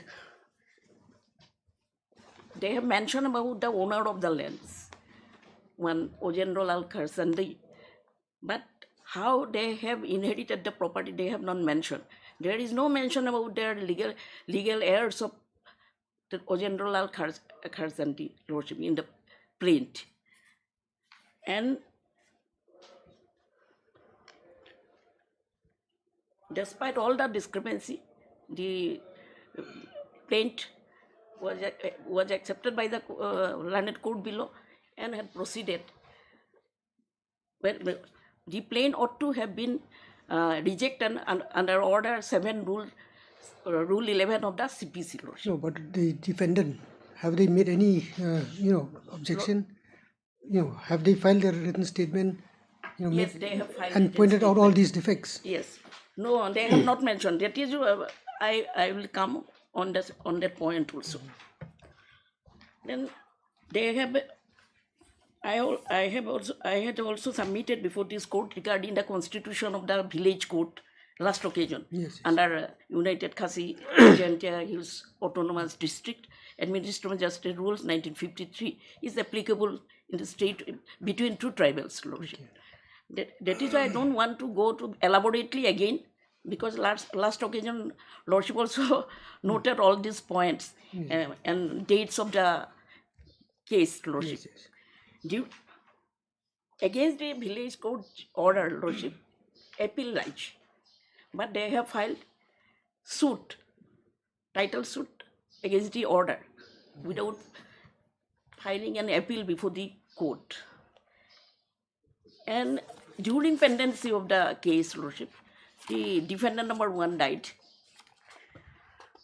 on 24/12/2012, and the suit was automatically abated within 90 days on the failure on the part of the plaintiffs not to bring all the legal heirs of the defendant within 90 days, Lordship. But subsequently, this honorable, the learned court below accepted one application from the plaintiffs for substitution of name of the wife of the defendant, but they have not mentioned about 1 son and 3 daughters of the defendant 1. They have not made any application for, that is, condonation of delay more than 2 years. They have not filed any application for setting aside the abatement order and for substitution under Order 22, Rule 3, 4, and 9 of the CPC. I have already submitted before this. The learned or executing court also, without going through the materials on record, had proceeded with the case. In execution case, they issued warrant of execution on 3/12/2018 in execution case number 3 of 2018, Lordship, where there is no prayer for recovery of khas possession in the plaint, Lordship. Without recovery of khas possession, the executive court cannot go beyond the plaint, Lordship. But they have accepted and dispossessed the petitioner this present petitioner from her land and building on 9/10/2019, Lordship. In this case, Lordship also asked me about my Lucas Standi of, because I have specifically mentioned in page 9 of my revision petition,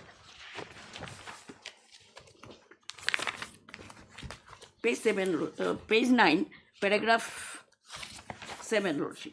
Yes. May I read, Lordship? Please. That the petitioner state that she had been possessing a land measuring approximate 18,230 square foot, more or less situated in Nongpo Downgate, River District, which with boundaries and so, Lordship. Yes. The aforesaid land had been under possession of the petitioner since December 1994, with the knowledge of the defendant number 1, so Promiul Lindo, and all other persons. The petitioner had cultivated the land and planted trees, etc. of other land in her possession. In this year 1998, the petitioner had constructed a 2-story building measuring 60 feet length and 30 feet breadth of other land, and subsequently said building had been given on rent to different persons from time to time. And that above land was subsequently purchased by the petitioner on 25/3/2003, Lordship, from so-and-so, son of late so-and-so, Meghalaya, at a consideration of 2 lakhs. The village Darbar Nongpo had given no objection certificate dated 14/5/2008 to the petitioner, to the effect that there is no objection to register the said sale deed with the registering authority, and the owner can sell mortgage the land, a plot of land which is free from all encumbrances. The village authority Darbar Nongpo had issued land documents dated 14/5/2002, the petitioner stating that this said plot of land is under undisputed possession of the petitioner, and the same was purchased by the petitioner from so-and-so Promiul Lindo in the year 2003. Nobody has any right, title, ownership over the said plot of land. Signature of the land documents are so-and-so. Thereafter, a land confirmation deed was registered before the sub-register Nongpo on 18/5/2008, Lordship. Thereafter, Lordship, the Deputy Commissioner, Collector Rivoy District, Nongpo had issued notice to all the landowners for acquisition of land for construction of a 4-laning by order dated so-and-so. In the said notice, it is written in the ASC revenue of the office of the collector, along with the representative of National Highway Authority of India, would conduct the joint survey and demarcation of the land be acquired, and in the said letter, the name of the petitioner is also reflected. She's under that land was under her position till execution of Annexure 13. The Deputy Commissioner, Collector, Rivoy District, Nongpo had published general notice dated 26 April 2010 under Clause 1 and 2 of Section 9 of the Act of 1894 for land to be taken up. In this said notice, the name of the petitioner is also reflected in Annexure 14, Lordship. The Collector, Rivoy District, Nongpo had issued Notice 21/11/14 in LA case number 32B12 to petitioner, whereby asked to furnish proper claims petition and appear personally by the duly authorized person on behalf of the. For a small portion, there is a dispute between the party. In this case, Lordship, that was subsequently transferred before the. It is pending before the Honorable Court, Nongpo, Lordship. The Deputy Commissioner, Rivoy District, Nongpo, in complying with all the aspects of the land acquisition, had assessed the compensation of rupees 78,552 or for 190 square meter of land, and rupees 19 lakhs only for RCC building, boundary walls, CGI, wooden wall, flooring, etc. And the petitioner had already received that amount on 18/7/2010, Annexure 16 and 18. I have received compensation for that plot of land, one portion of land that was acquired by the collector Nongpo for expansion of the national highway and demolition of one portion of the building. Subsequently, the petitioner had reconstructed. But proceedings before the collector Yes. for land acquisition purposes does not confer title. It does not confer title. It does Yes, not, does not confer it does title, not that is- confirm. It does not confirm title also. Yes, but Perhaps only possession. it is position. It is position. And they have issued notice to the petitioner because I was in possession of this land and building. That is why I wanted to show the Honorable Court that land and building was under possession of the petitioner till 9/10/2019, till execution of the case. Okay. Thereafter, Lordship, in page 16, paragraph 16, page 40. Yes. That the petitioner is out of station on 9/10/2019, but surprisingly she came to know that some police personnel came to her land and forcibly locked the doors of the building and prohibited the tenants of the petitioner to open the doors.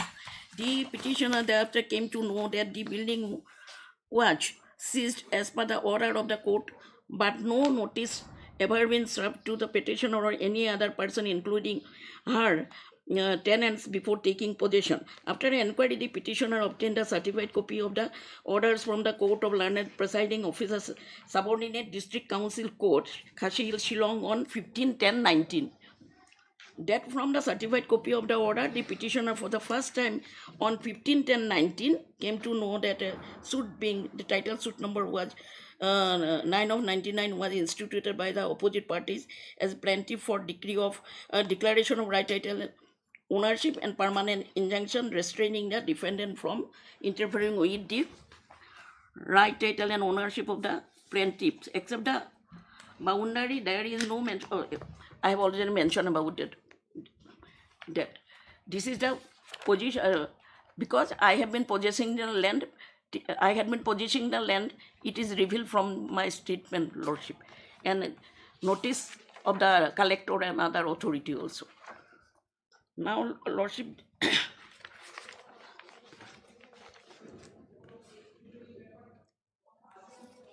the executing court have no power to evict me from the land, Lordship.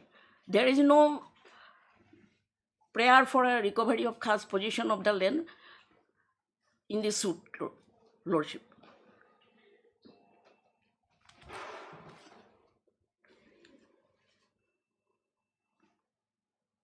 Order 22, Rule 10, Lordship, of the CPC.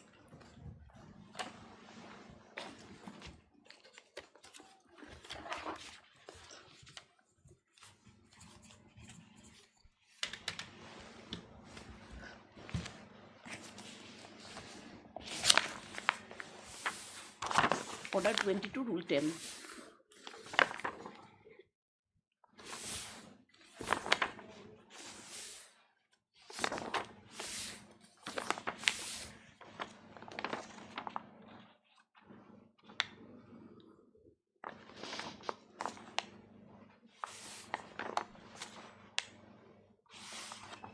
Yes. Procedure of, in case of assignment before the final order in suit, Lordship. Yes. One,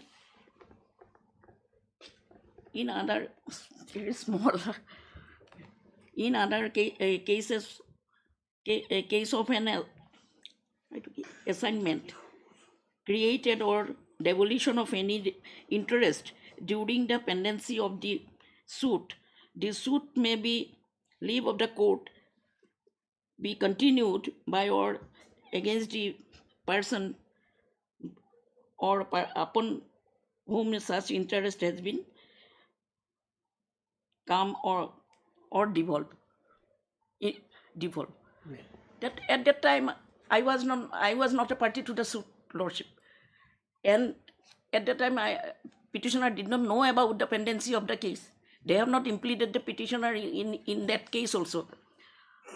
I have been in possession that during pendency of the case, the petitioner purchased the land from the defendant number 1. There is decision of the Honorable High Court also. I will show that also. During pendency of the case, if the property is assigned or creation of any or devolved the property to any other person as regard the purchaser, it is not void or illegal. The order made it bound the purchaser to under the what decision the Honorable Court will take up. That is why that in the transfer of section 52 of the transfer, there is nowhere stated it is illegal or void. Secondly, Lordship, my learned friend has filed an affidavit in opposition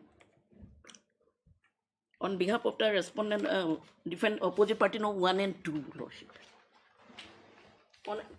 Only mentioning that against the order of the subordinate district council court, an appeal lies. And we have not made any objection at the time of filing at the time of filing of the suit that the village court has no authority. And during pendency of the case, I have purchased it. That is the 3 point they have reached in their application. I have filed an affidavit in reply, Lordship, on 11/4/2023, Lordship. Affidavit reply.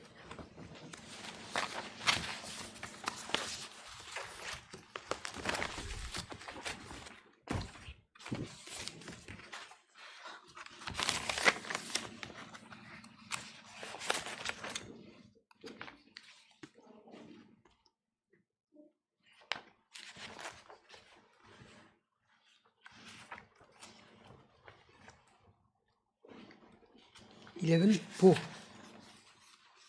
11/4. Affidavit in reply against their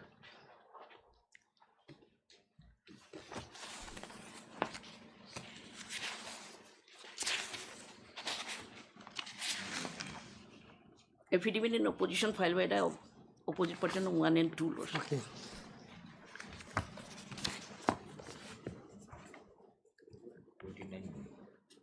Now it is 40.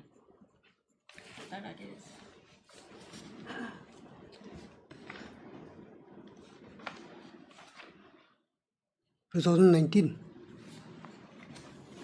11/4/2023. 23. Case was filed on 2022. It is affidavit in reply against their affidavit in opposition. Yes. They have specifically denied any of my contention made in the revision petition. Therefore, as per CPC also, that deemed to be admitted by the respondent number opposite party 1 and 2. There is no specific denial in paragraph of my revision petitions, Lordship. Then Lordship got yes. that affidavit in reply. Yes. Paragraph, page 3, paragraph, second paragraph. Yes. It is settled principle that when there is remedy for appeal is available to the Honorable High Court. You are reading? Paragraph 2, page 3. That before giving para-wise reply. Where affidavit in reply. This is affidavit in reply. Yes, Lordship. Dated 11/4/2023. Yes, Lordship. Page 3. Page 3, yes. Paragraph, second paragraph. Yes, second paragraph. It is settled principle that No, that is not the one.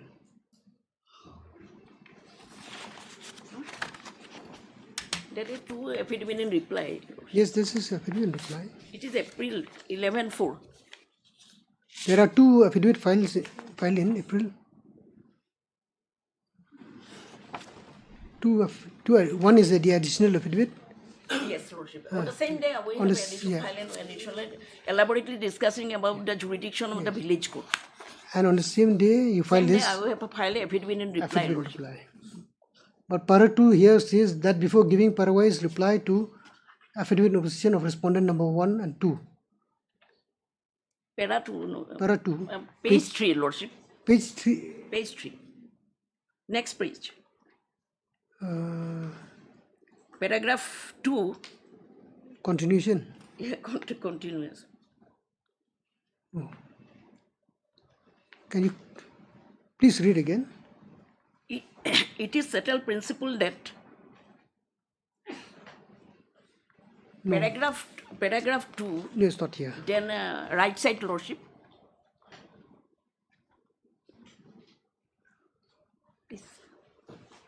Can you just no? Yes, Lord. Either you show me or I'll show you. This one.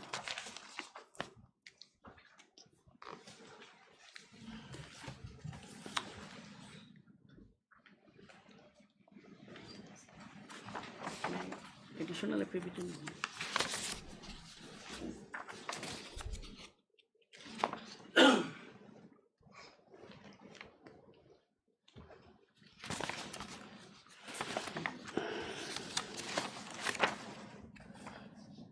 Any?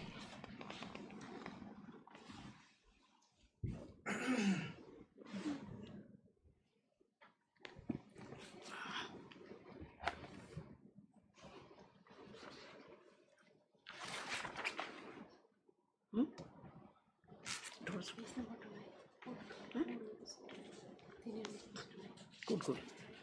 I'm to cite this video. Yet my pages 46.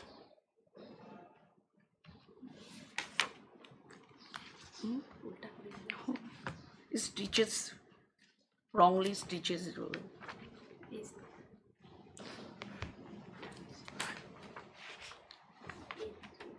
3 page. Wrongly. Honestly. Probably it is stitched in the core. Because they have given page number wise. Okay, fine, it's okay. This one. It will be.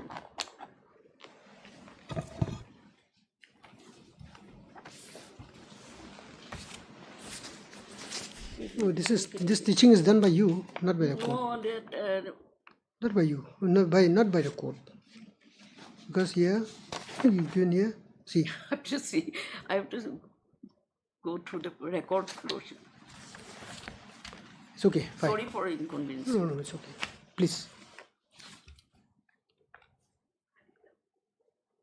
It is settled principle that when there is remedy for appeal is available, the Honorable High Court should not interfere in the decision of the court or tribunal invoking power under Article 227 of the Constitution of India by sitting like an appellate court. The Honorable High Court can interfere in exercise of power of its power of superintendence when there has been a patent perversity in the order of the tribunal or courts subordinate to it, or where there has been a gross and manifest failure of justice or the basic principle of natural justice has been flouted.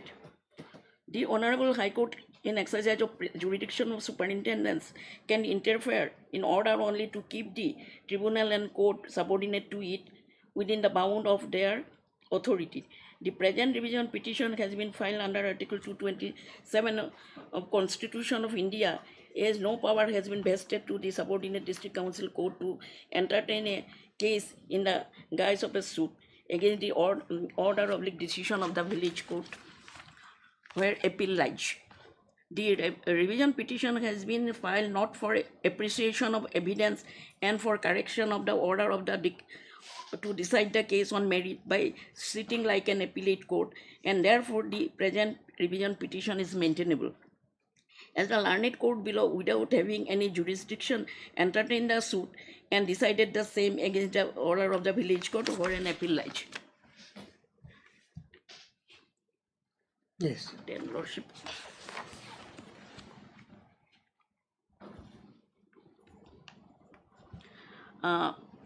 Page 6, Lordship. Probably that is. Yes. Para 7. As regards the statement made in paragraph 5, 6, 7, and 8 of the affidavit in opposition, the petitioner reiterates and reaffirms his earlier statement made in paragraph 2 and 3 of the affidavit in reply. The petitioner states that against the order of village court, an appeal lies before the subordinate district council court and additional subordinate district council court, but no suit lies against the order of the village court. In the instant case, the plaintiff respondent number 1 and 2 filed a suit against the order of the village court before the subordinate district council court, and during pendency of the case, the defendant number 1 expired on 23/12/2012, and after 90 days, the suit was automatically abated on 24/3/13 for failure on the part of the plaintiffs to bring on record all the legal representatives within 90 days, and same was reflected in the order dated 20, that is not 26, Lordship, it is 25/6/2014. It is in the order sheet on the learned court below. On 29/11/2013, the counsel for the defendant had withdrawn their power. Therefore, cross-examination of the witnesses of the plaintiffs by the defendant does not arise at all. The suit was abated on 24/3/13, and the counsel for the plaintiff filed an application for substitution of the name of the wife of the defendant number 1 without following the provision of Order 22, Rule 349 of the CPC. Therefore, any judgment and decree passed by the court thereafter is a nullity in the eye of law. On the basis of aforesaid judgment and decree, the petitioner was dispossessed by the executing court illegally.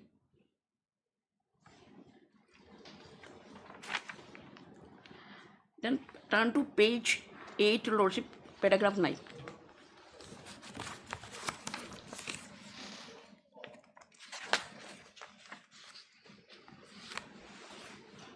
Yes. In support of the decisions rendered in the case, they have cited several decisions of other high courts as well as a apex court where appeal lies.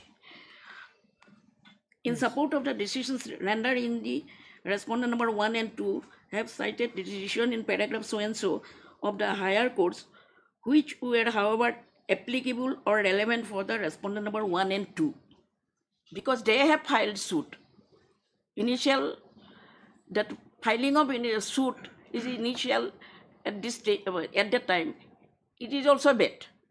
The action is illegal, Lordship. They must file an appeal, but without filing appeal, they have filed a suit. 1 and 2 and not applicable to the facts and circumstances involved in the case of the petitioner. The principle is that every case before the court is to be decided on its own merit and not otherwise. The gravity of a case under provision of United Khasi Jaintia Hills Autonomous District Council Administration of Justice Rule 1953 cannot be equated with the case under the Civil Procedure Code, where the spirit of the Civil Procedure Code was only applicable. The High Court of Meghalaya jurisdiction under our District Council Courts Order 2014 was passed by notification number so and so dated 26/3/14 and made enforceable with retrospective effect from 23 March 2013. In para, it is order, Lordship. It is not para, order 6. In order 6 of above order says that the High Court may, an application or otherwise, call for the proceedings or any civil or criminal case decided by or pending in any court in the autonomous district constituted under provision of subparagraph 1 and 2 of paragraph 4 of the 6th schedule to the Constitution and pass such order as it may deem fit. For application under Article 227(1) of the Constitution of India, some rules have been incorporated in the Meghalaya High Court rules. Earlier occasion I have submitted about that incorporation of 227(1) before because it is not like other state of the country, Lordship. It is specifically in between two tribal. This rules 1953 is applicable. Yes. Therefore, the judgment which they have cited is not applicable in this case squarely, Lordship.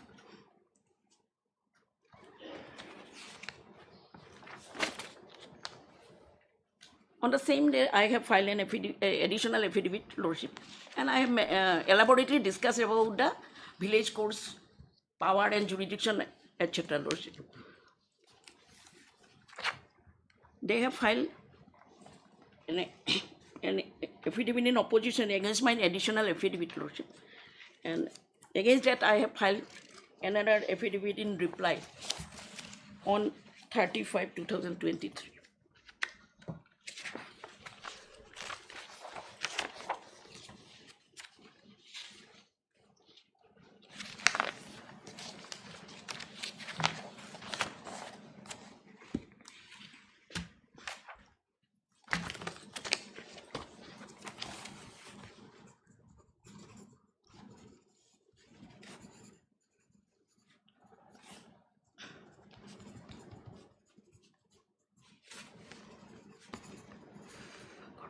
Yes. Page 3, Lordship. Page 3, paragraph 5. Yes.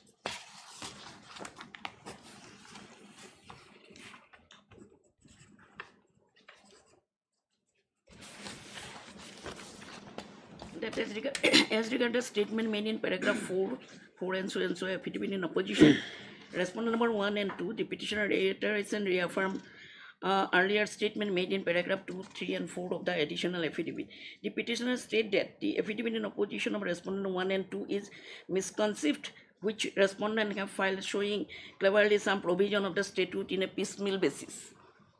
The petitioner state that the question of law, they have raised a question of law that I have not made any objection at the time of filing of the suit.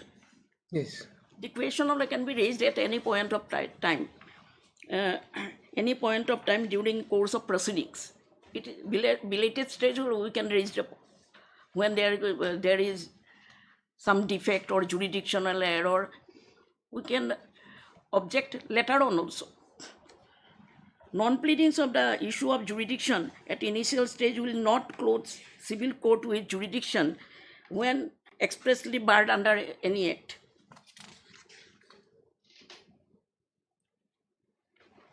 They have mentioned about some of that district council court had entrusted the subordinate district council to proceed with the case. That is why the learned subordinate district council court have taken up the matter. It is not such, because at the time of filing of any cases before any court, Lordship, in district civil case in civil court or criminal case in criminal court, it is filed before the before CGM, and this learned CGM will endorse the same for disposal to other courts. Likewise, in civil matters in district courts, Lordship, district judge, the parties have to file the petition before the district judge, and district judge will endorse the same before the appropriate court, looking into the pecuniary other jurisdiction of the court. But it is the duty of the concerned magistrate, where it has been sent for disposal. He has to see whether he is competent to try the matter or not. It is up to that court, not before the district judge, Lordship. Yes. In this regard, I have made statement, next paragraph, the petitioner respectfully state that even every court has its rules and procedure to be followed. At the time of filing of the cases before civil, criminal and other courts made under different statutes, at the time of filing of a civil case, local limits of the jurisdiction of the principal civil court of original jurisdiction is the district judge of the respective jurisdiction who, after receiving a case, endorsed the same to the different courts under it, looking into the pecuniary jurisdiction of the respective courts for disposal and try some cases which is triable by it. It is the duty of the respective courts where the matter is endorsed for disposal of the case to see whether it has jurisdiction or not to try the suit of a civil nature of the suit of which their cognizance is either expressly and impliedly barred. Likewise, under United Khasi Hills Autonomous District Administrative Justice Rule 1953, the District Council Court, after receiving a case, endorsed the same before the respective court for disposal and may try some cases which the District Council Court can try. But it is the duty of the respective court where the case is sent for disposal to see its jurisdiction, etc., whether it is competent to try the cases or not, or whether their cognizance is either expressly or impliedly barred. It is same regarding chapter 3 of the jurisdiction of the petitioner state this chapter 3 of the United Khasi Hills Autonomous District Autonomous Council. What do you mean to what do you want to convey by this? This. What do you want to convey? They have mentioned about that the District Council Court had endorsed a case for disposal before the subordinate District Council Court. Therefore, the learned subordinate district court had entertained the matter. This is not the fact, Lordship, because every case has to file before the District Council Court. After that, the learned District Council Court judge endorsed the case for disposal to competent court. That is a matter of procedure and practice. This is the rules and procedure of the every court there. That is why I am submitting this, because he has made objection for that. Now, district judge has given the endorsed the case to the subordinate District Council Court. That is why the learned District Council Court had accepted that. That is not the law, Lord. This is the rules and procedure of every court. That is why I wanted to.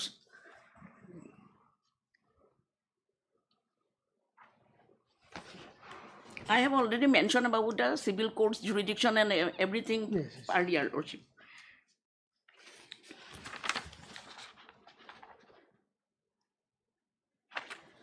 Then paragraph 7, Lordship, page 5. Yes. That as regards the statement made in paragraph 4E of the affidavit in opposition for the respondent number 1 and 2, the petitioner reiterates and reaffirms her earlier statement made in paragraph 7, 8, 9, 10, 11, so and so of the revision petition, and state that she has accrued legal rights and interest over her property, wherefrom she was illegally dispossessed by dint of a non-executable decree of the trial court. There is procedure in case of assignment of the property during pendency of the case under Civil Procedure Code. The respondent intentionally failed to implicate the petitioner in the suit after knowing fully well that the petitioner had been possessing the land and building till execution of decree which was obtained illegally. In this regard, I have mentioned about the Order 22 Rule 10 of the CPC. How during pendency of the suit the property can be assigned to other party. What is the remedy thereof?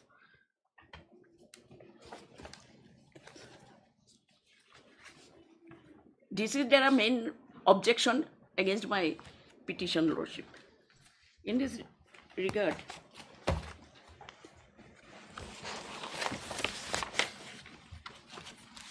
earlier occasion, Lordship, I have given all the dates of this honorable court regarding how they have passed the order. The service of notice was given to neighbor of the defendant too.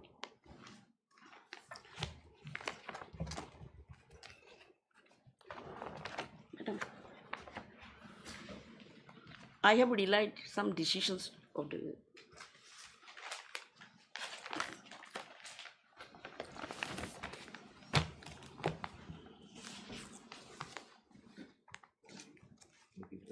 Oh, yes.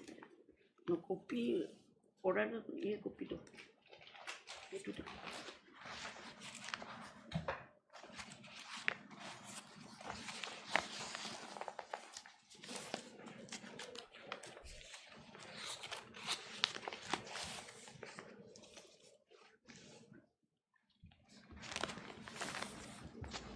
Lordship, 1994.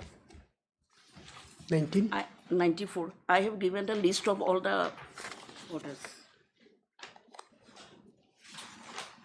First one, AR 1994, 54, SC 215. 54, you say 94? Yes, Your Lordship. This is Warren SCR. Singh versus Amarnath. AIR or AR SCR? 1954, SC 215. Okay. 1954. Warren Singh versus Amarnath. Yes. I have given flag marks in all paragraphs. What are the paragraph you are relying upon? 14. 12, Lordship. Para 12. Page 3. Paragraph 12. Yes. The power of superintendence is conferred by the Article 27 as pointed out by so-and-so Harris J. versus Dalmia, Jane Airways Limited and so-and-so to be exercised most sparingly and only in appropriate cases in order to keep the subordinate courts within the bounds of their authority and not for correcting mere errors. As rightly pointed out by the Judicial Commissioner in the case before the lower courts of court to refusing to make an order of the ejectment acted arbitrarily. The lower court so and so that is discussed, but it is the Constitution bench judgment relied by other judge other cases also relied on by the Honorable Apex Court. That is why I have given this, Lordship. What is the ratio? Huh? Ratio taken this one? Ratio taken this. What is the ratio taken? Ratio taken by that 227 can be filed sparingly when that was This is with regard to the power under 227. And L. Chandrakumar case, Lordship, 1997, 3 SCC 261.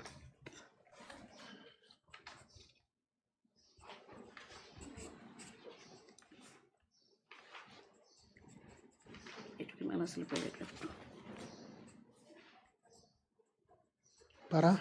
Para C, page 263. Page 263.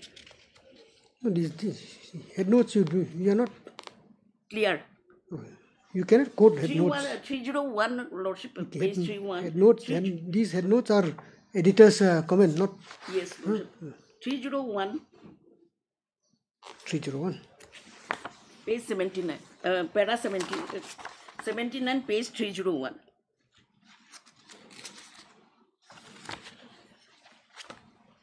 Para 79, yes.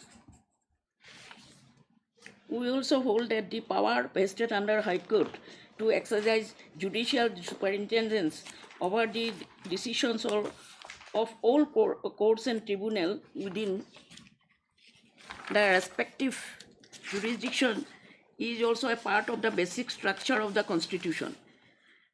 That is because a situation where the High Court are divested of all the other judicial functions apart from that of the Constitution and interpretations is equally to be avoided. It is a basic structure 227.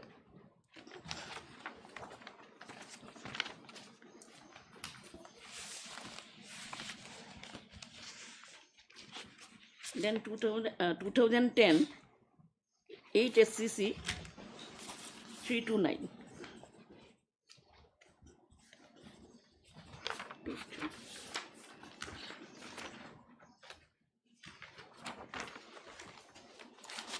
Para 49, Lordship.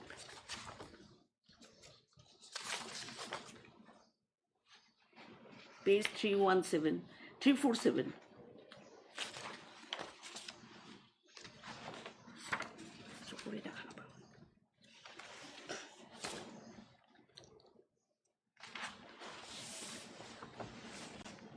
Para 49. 49, E. E. Yes.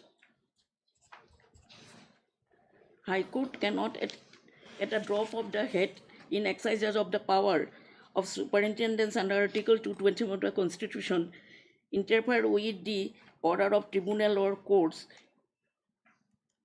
inferior to it, nor it can be exercise of the power to act as a court of appeal over the order of the court or tribunal subordinate to it. In cases where an alternative statutory mode of redressal has been provided, that would also operate as a restraint on the exercise of the power of the High Court. I wanted to show everything. So how does this help you? Everything. So that then, Lordship, it is.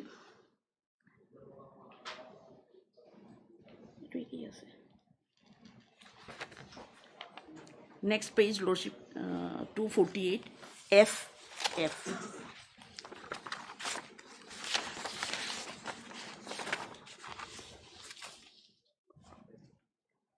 F. Yes, Lordship. Yes. In order to ensure that law is followed by such tribunal and courts by exercising jurisdiction which is vested in them, and by not declining in exercising the jurisdiction which is vested in them. G, Lordship. Apart from the situation pointed in E and F, High Court can interfere in exercise of power of superintendence when there has been a patent perversity in the orders of the tribunal and courts subordinate to it, or where there has been a gross and manifest failure of justice at the basic principle of natural justice has been flouted. I, Lordship, deny. Below.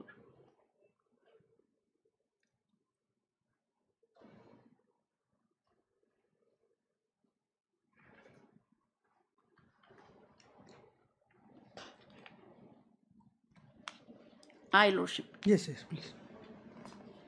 On a proper appreciation of the wide and unfettered power of High Courts under Article 2. Reading I. Yes, I. I is the High Court's power of. On a proper appreciation. That is L. That is not L. That is not I.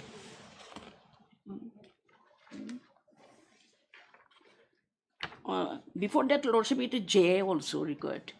J. Because section 115 of the CPC also. Yes.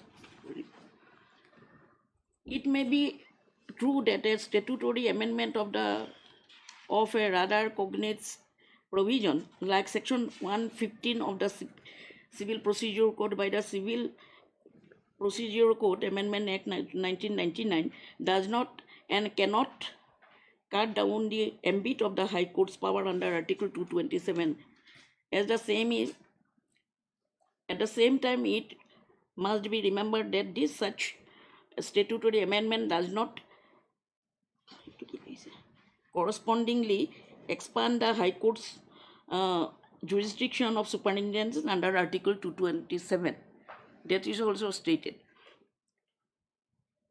Then L, Lordship, on a proper appreciation of the wide and unfettered power of the High Court under Article 227, it transpires that the main objects of the article is to keep strict administrative and judicial control by the High Court on the administration of the administration of justice within its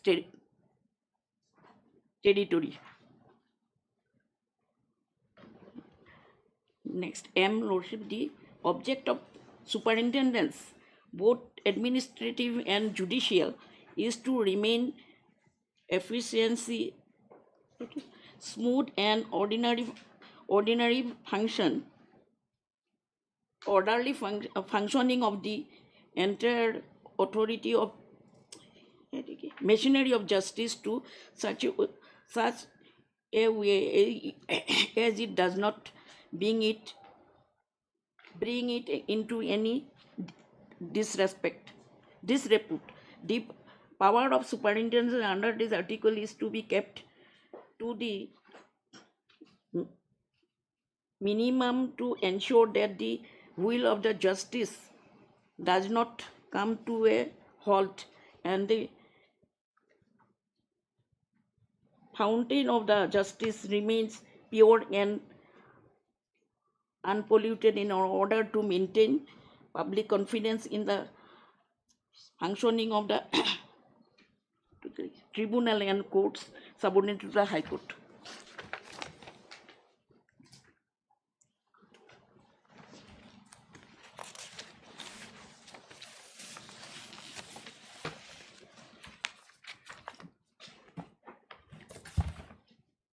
Then, Lordship, 2015 5 SCC 423.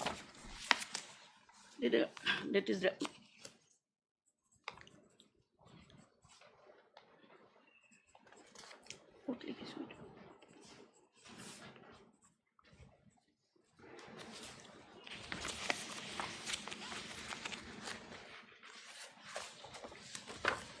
.446 page. Para 21. 446 para 24.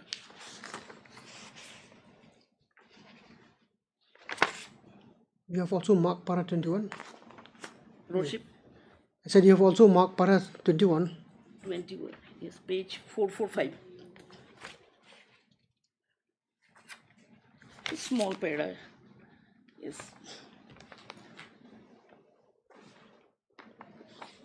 That it has been clearly laid down by the court that an order of the civil court could be challenged under Article 227, not under Article. That is, Lordship, earlier one judgment, Surja Debrai case in 2003, that was discussed as per Apex Court Constitution bench of the court, and 3 judges benches that passed a judgment is regarding the position of 227, Article 227 and 226 of the Constitution, where it is applicable.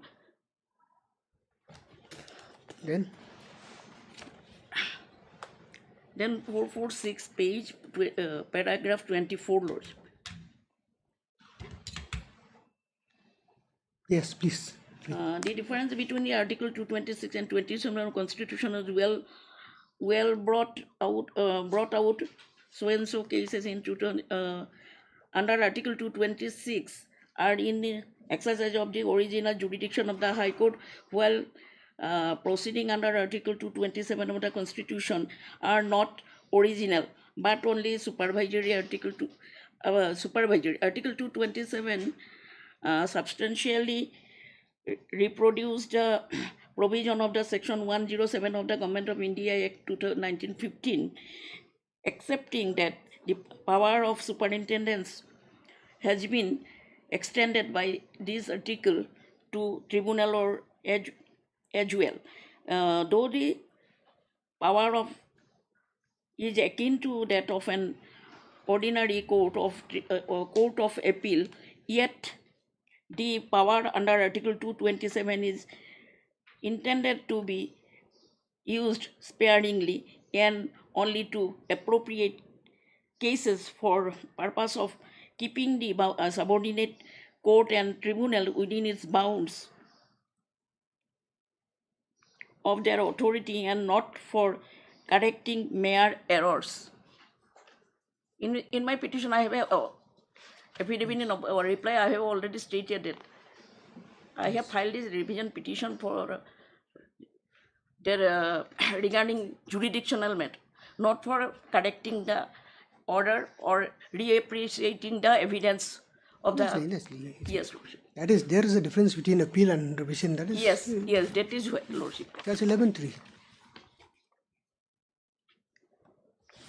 The power may be exercised in cases, it is specifically mentioned here, where to this power has been exercised. The power may be exercised in cases occasioning grave injustice or failure of justice, such as when the court or tribunal has assumed a jurisdiction which it does not have. Yes.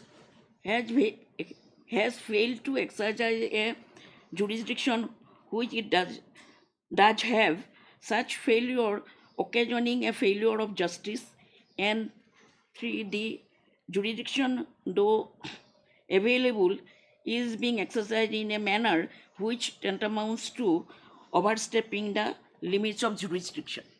I have discussed about that the subordinate district court has no jurisdiction to take up the suit in the guy against the order of a village court. Yes. And subsequently they have taken and decided the case after death of the defendant number 1. Then that order itself is a nullity. Judgment and decree is a nullity in the eye of law. Then, Lordship, page 447, paragraph 26.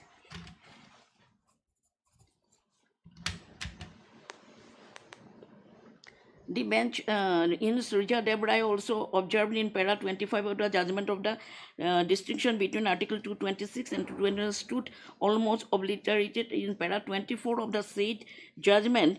Distinction in 2 articles has been noted. In view thereof, the observation that the scope of Article 226 and 220 was obliterated was not correct and rightly observed by the referring bench in para 32 quoted above.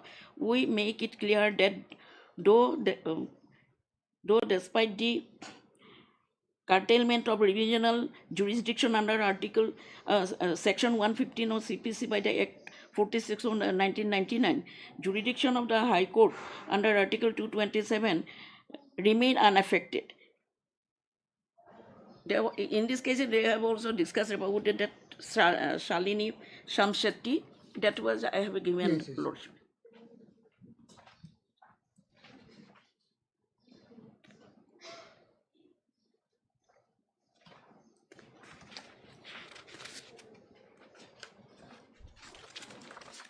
So, what else?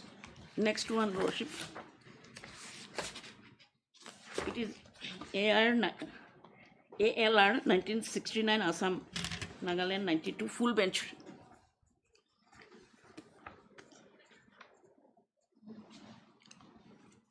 Meghalaya High Court. Yes. Administrative, it is a head note, Lordship.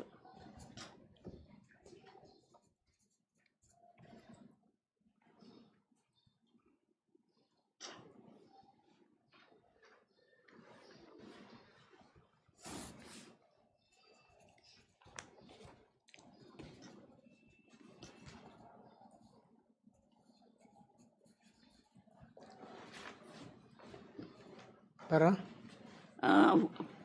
Had not Lordship, administrative justice have given flag mark.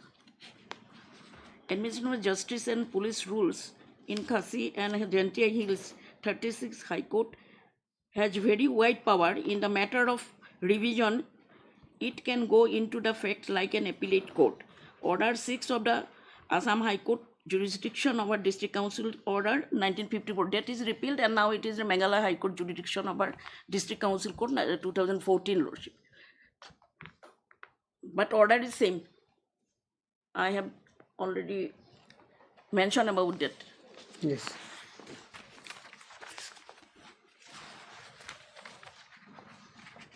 Page Para 9 and 10, page 95. Last page. Yes. The question of deciding a matter according to the spirit of the provision of the Criminal Procedure Code or the Civil Procedure Code can arise only when there is no provision in the rules in the matter. In the particular case, Rule 36 of the rules and Order 6 of the order provide for revision. It is written private for revision without any restriction. Therefore, the matter of deciding the scope of the jurisdictional power of the High Court under the above rule and order will not be governed by any spirit of the provision for revision laid down in the code. I am therefore of the view that the matter of revision under Rule 36 of the High Court has very wide power. There is no reason to make it distinction between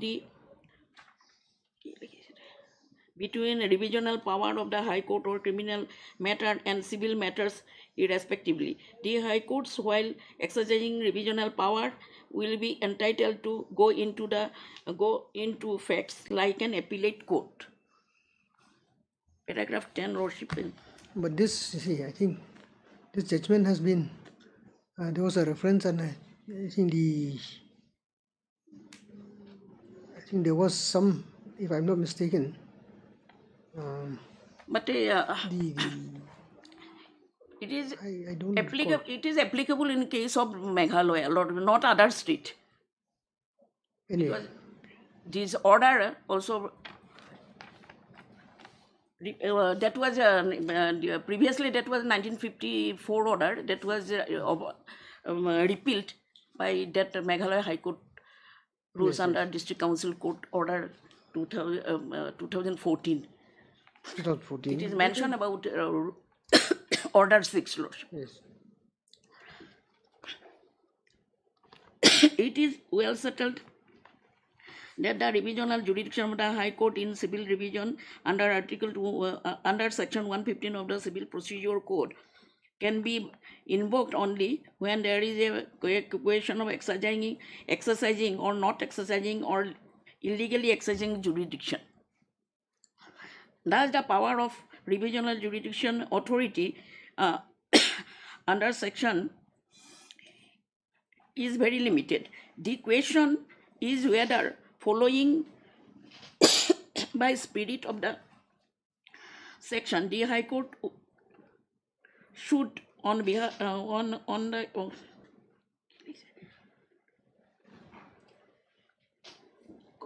confine itself only to the question of jurisdiction in a civil revision under the Rule 36. But for the reason given above, the answer to the question is in the negative. The High Court may exercise the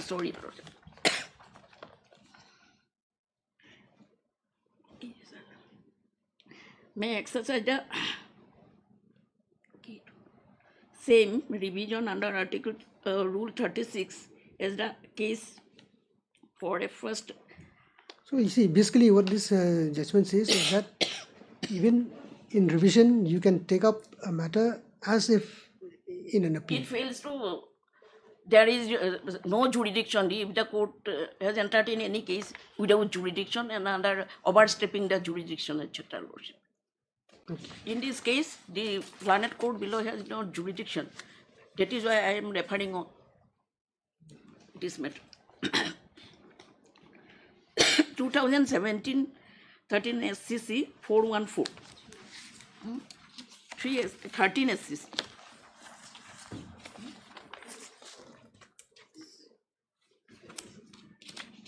That should be 13 SCC, Lordship. Here I have written 3 SCC. No, 13. 13, Lordship. 2017, yes, 13 SCC. 13 SCC. 414. 414. that is the head note, Lordship, here. Civil Procedure Code, Order 22, Rule 3, 4, and 9, failure to bring legal representative of the dead parties on record within stipulated time, effect of when a legal representative of the deceased litigants are not brought on record within 90 days, then such proceeding stand awaited. Any decision in favor of an or against dead persons render such decision nullity. Such decree being nullity can be challenged at any time whenever they are sought to be enforced.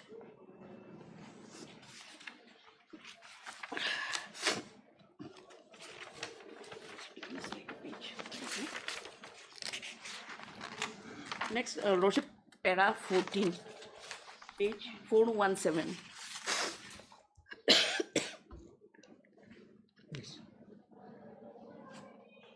Lordship got it. Yes, yes, please. In a leading case of this court in Kiran Singh versus so and so, the learned judge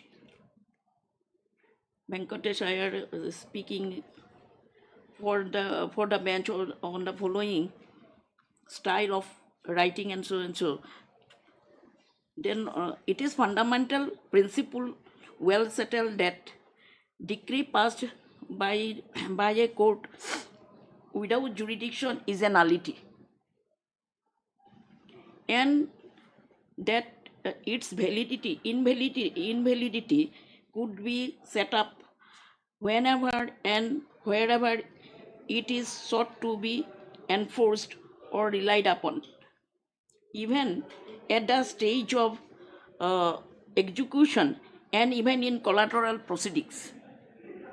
A defect of jurisdiction, whether it is pecuniary or territorial, or whether it is in respect of the subject matter of action, strike at the very authority of the court to pass any decree, and which such a defect cannot be cured even by consent of the parties. And of course,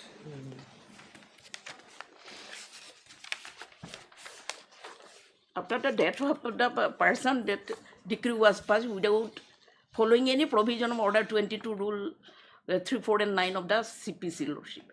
There is no application for condonation of delay and for setting aside abatement. There is order for suit was abated, and there is no substitution as per procedure of law.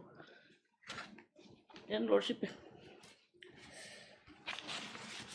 AR 2007, NOC 2239. Yeah, Lordship. Where is? Bombay. Bombay, sir. Lordship. This is the Justice. Passed by Chief Justice, now Chief Justice Chandrasur. Okay.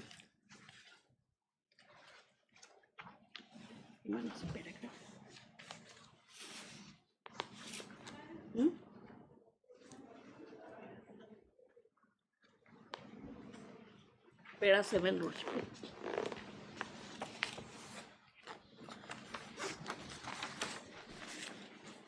Yes. The objection to the jurisdiction goes to the root of the matter, and it relates back to the jurisdiction of the civil court in entertaining proceedings for execution of a recovery of certificates issued under the said act. Considering the provision of this act, it can hardly be disputed that the civil court has no jurisdiction in this regard, merely because of the appellants had not raised such an objection before the learned single judge. That would not preclude the appellants from raising the said point for the first time in the appeal. Lordship, Yes. they have mentioned about that I have not made objection regarding the jurisdiction of this subordinate district council. In this point, I have given the judgment of Bombay High Court.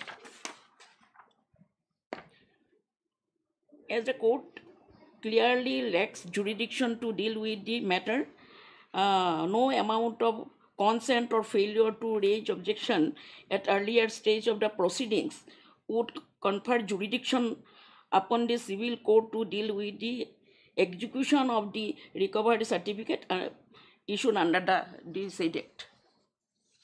Yes.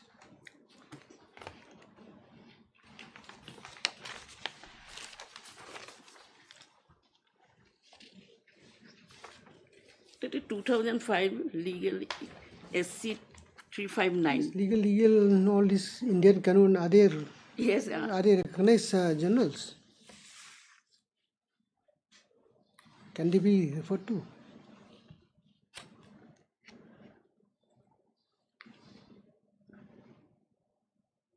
Yes, of course. You see, Given the copy. No, you should have brought out the equivalent citations are there.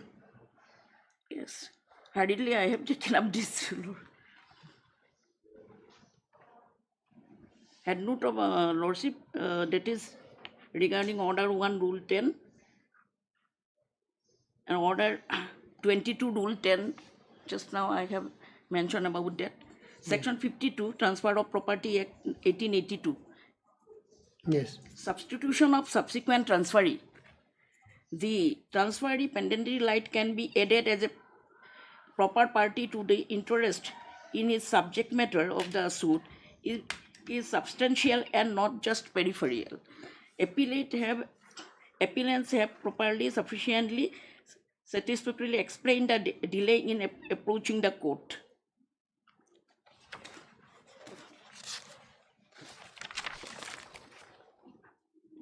Second page, Your Lordship, 360, Doctrine of Lease Pendants.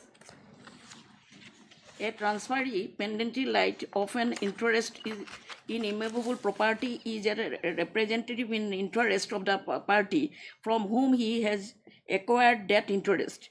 He is entitled to be impleaded in the suit or other proceedings where the transferee pendently light is made a party to the litigation.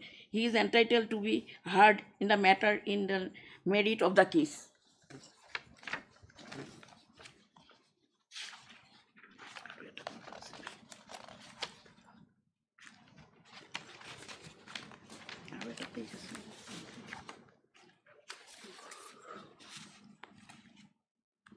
Para 16, Lordship, 367.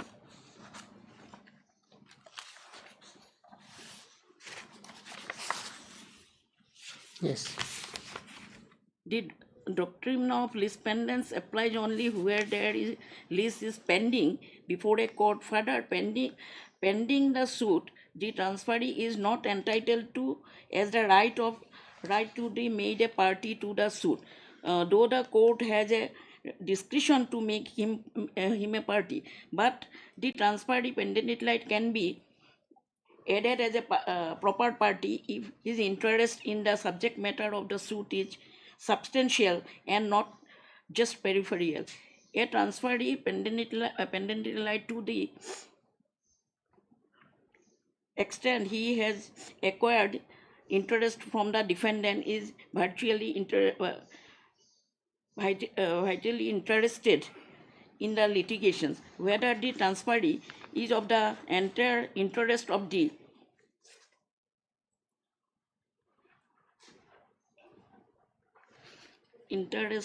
defendant, the latter having no more interest in the property may not properly defend the suit.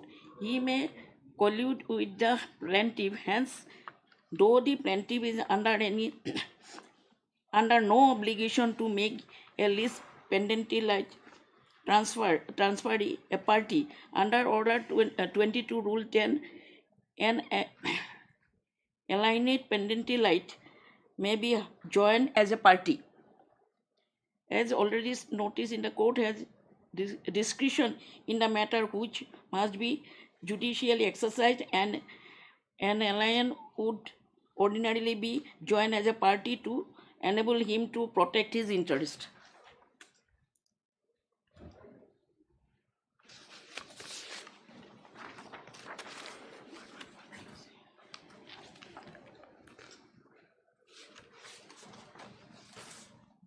Then another case, Lord, civil appeal number so and so.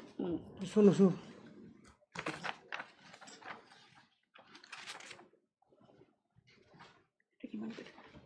Paragraph 13, Lordship.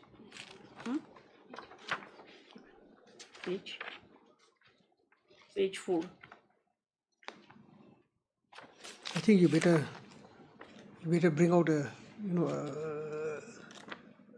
a journal which is accepted by the court. Especially Supreme Court judgment, Lordship. But I'm talking about the reportage. What is reported here, and as well as in, suppose now it's if the same judgment is reported in SEC online or SEC, the paragraph will change. Oh, If you yes, quote a certain paragraph here, it will change. It's different. And sometimes you see the Yes, composition of the paragraph is also different. Sometimes here you get from the middle. There, Yes, Lordship. it would be better if you bring out I'll this try, Lordship. SEC would be much better. Yes, Lordship. That is Paragraph accepted. 13, it is very And this is small. a 2010 matter, so it should be. It should. Then Yes, I will try to bring it. bring the SEC. Yes, Lordship. Otherwise, it become confusing later.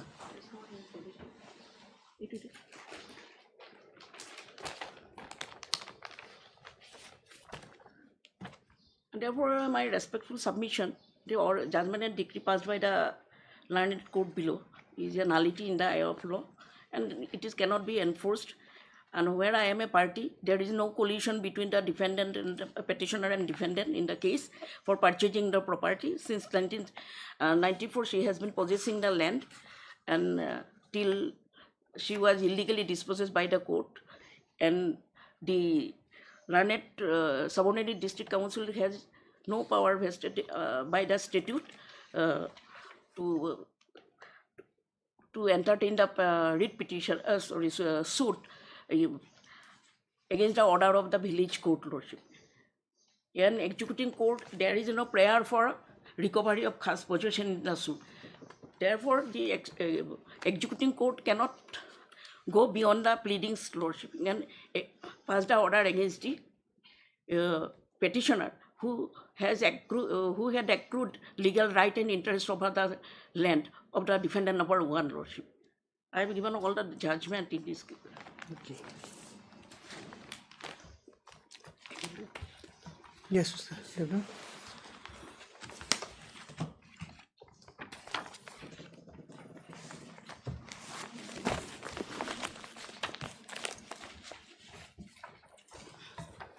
You receive here this petition.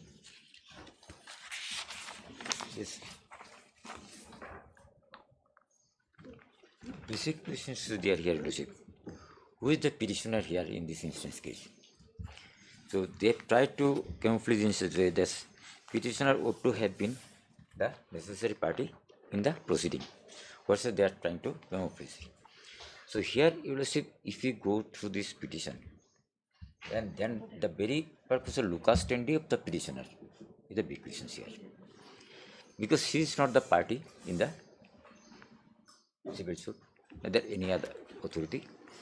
Now here, in this case, hesitated, that case was abated and without any proper order, then again this order has been passed by the learned court.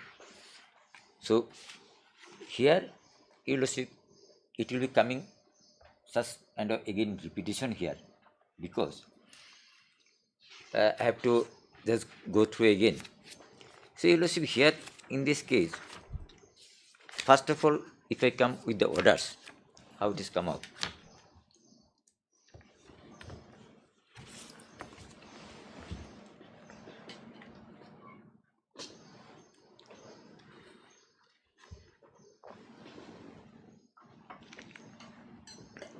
So, Your Lordship, if I come to page number 171. 171 of? Main petition. Yes. Review petition.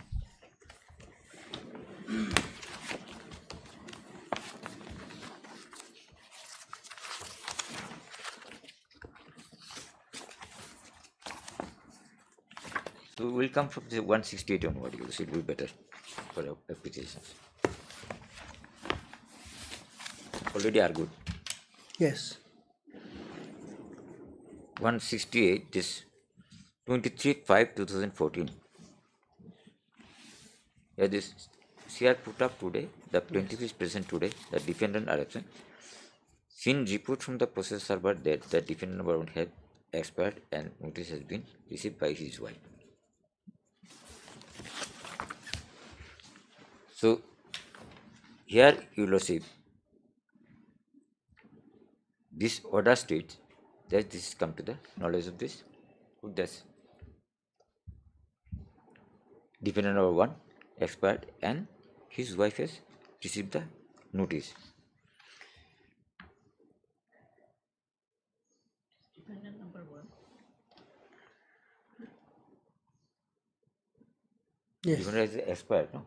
Then his wife has received this one. Defendant, okay, we go by the order.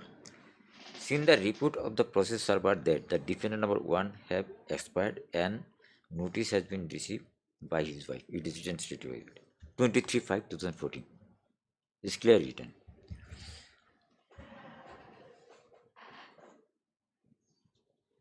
Then defendant number 2 have served the notice.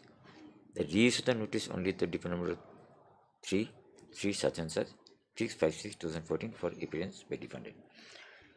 So here it is admitted position that defendant number 1 was expired. So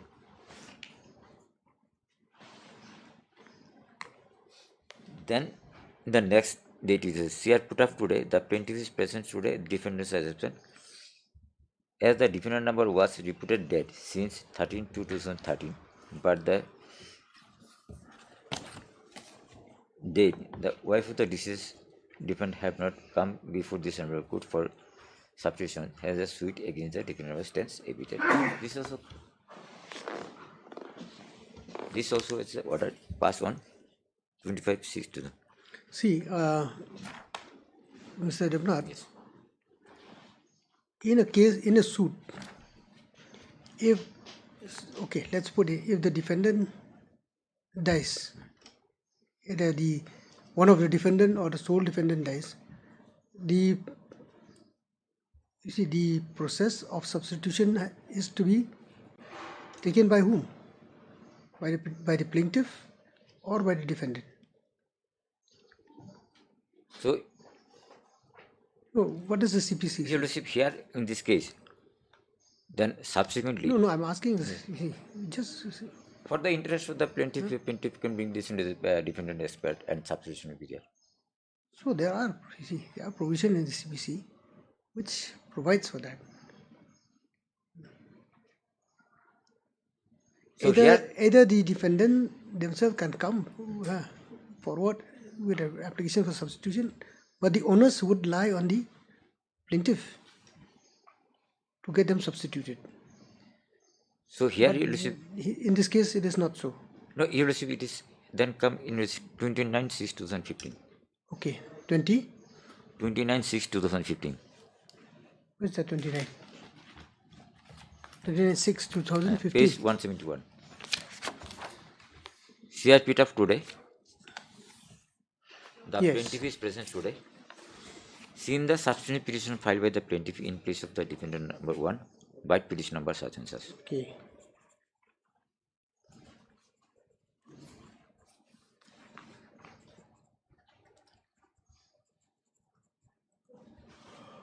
Petition for substitution. Yes. Then issue fresh notice to the substituted defendant number 1, Srimati Siti Kongji, and issue fresh notice to the defendant number 2 and 3 as per address given in the petition number 288 of 15. So you will see here on 29/6/2015 petition was filed, and this petition has been considered by the Honorable Court. So here, if there was any objection in the substitution or any other for limitation whatsoever thereof, Your Lordship, then petition should come at that point of time, as because they are representative, and notice has been served. So if that point of time no objections come up and court is considered, now at this present stage, the petitioner not being a party in the suit can come by of this 227 for the seems to be as a cause of appeal. This is the issue basically involved here, Your Lordship. Now, Your Lordship, if I claim this here, this subsequently is substituted, and then after this, Your Lordship, the order is passed.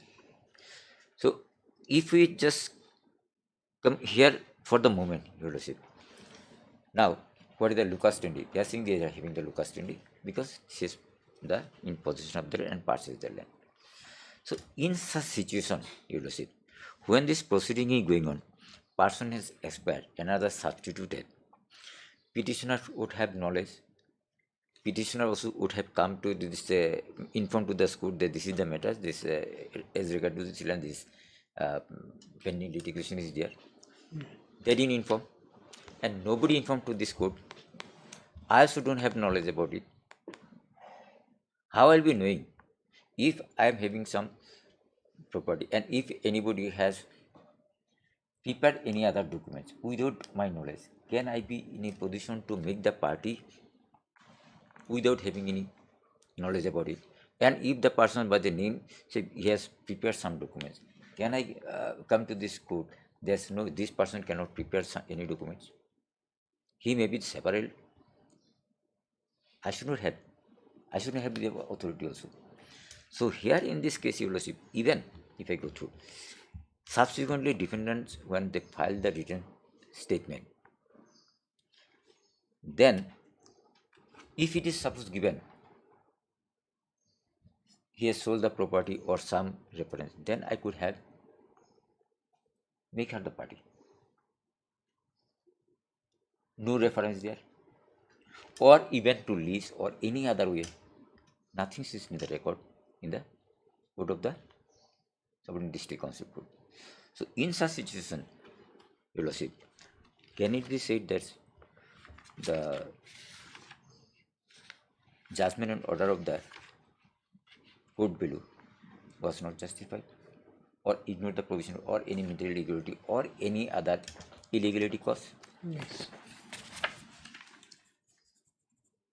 So here, you will see, here the plaint was filed Yes. in 23rd December 1999.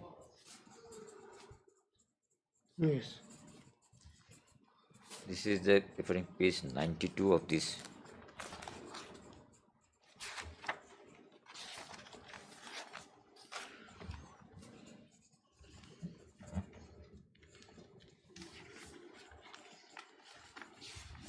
Page? It is started from 92. 92? Yes, page 92.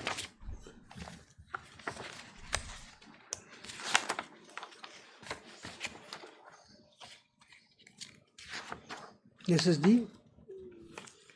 is the plaint of the respondent here one.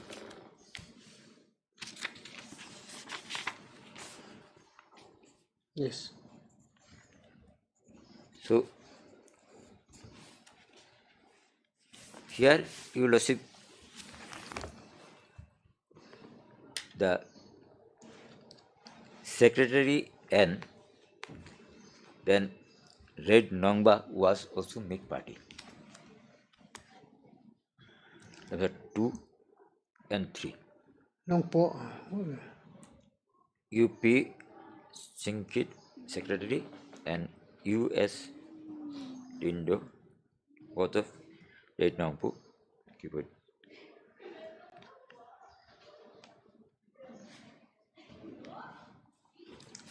So now here thereafter, let's see.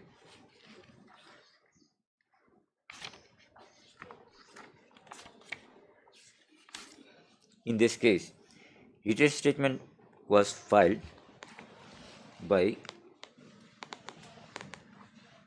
defendant number 1, Samuel Lindo. This is the page, Your Lordship, 105 onward.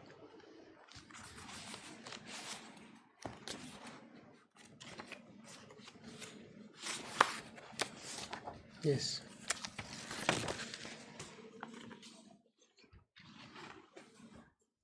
Page 105.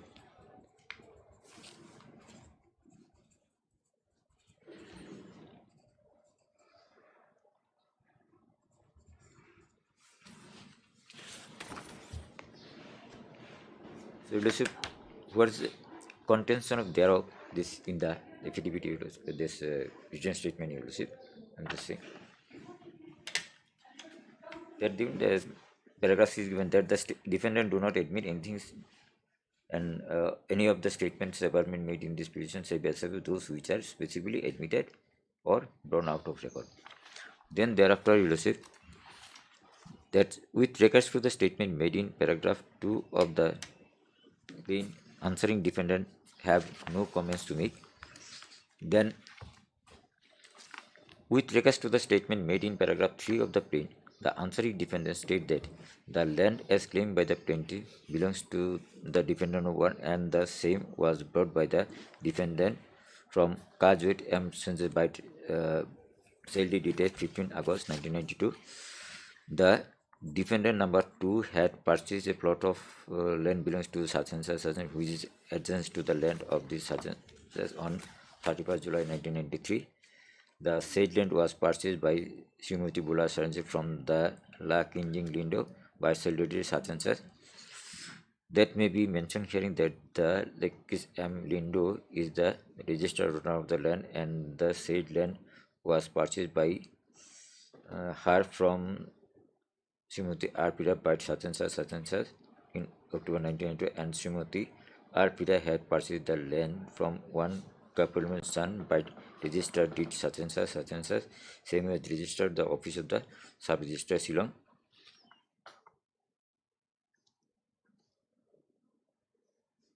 So you will see here the property is situated in River district, and they are saying here some property they have purchased and registered in sub-registrar Shillong.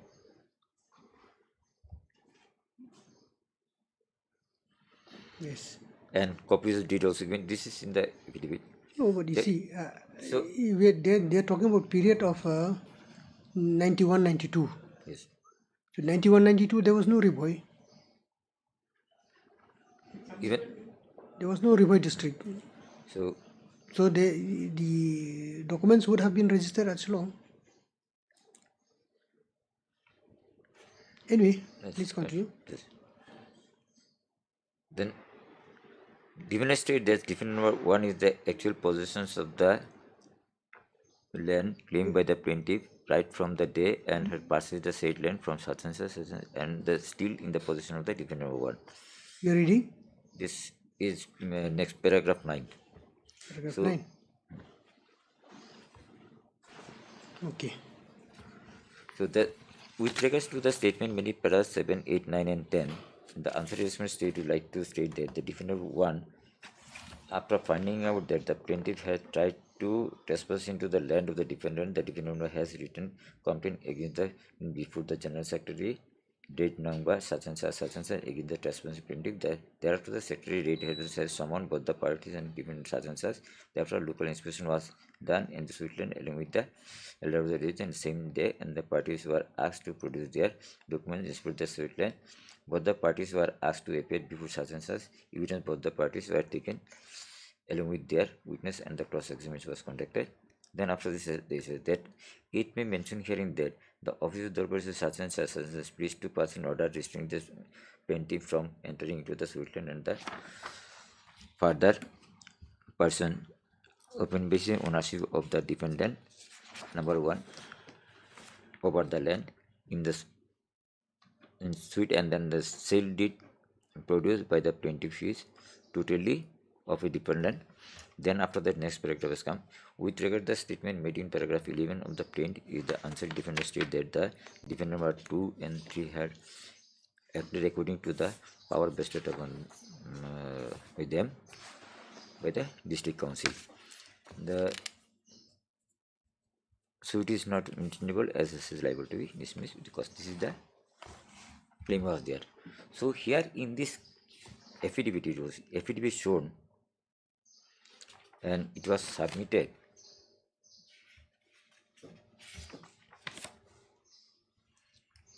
I think 8/3/2004 in the first page 105 copy received sometime 2004 and it may be 8/3/2004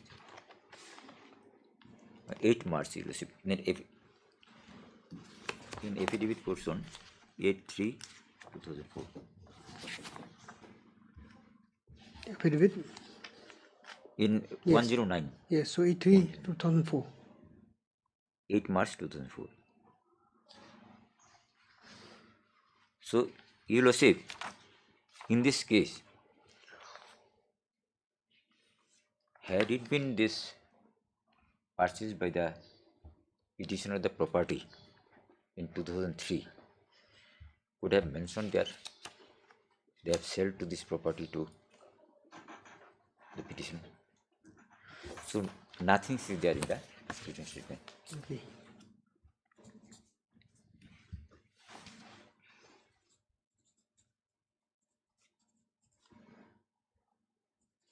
Yes, please continue. So you will see because I am coming to this detailed statement.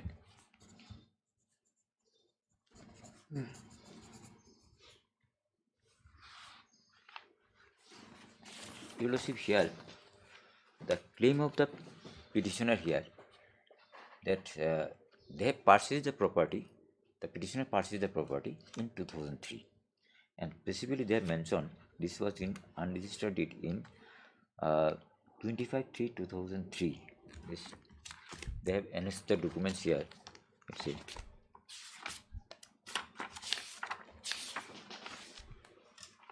This 297 is the translated copy.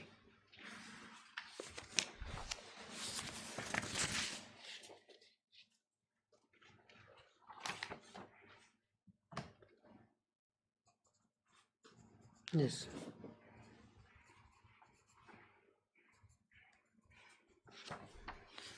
You will see here and in Khasi language it is written here 299. 299 it is in Khasi language.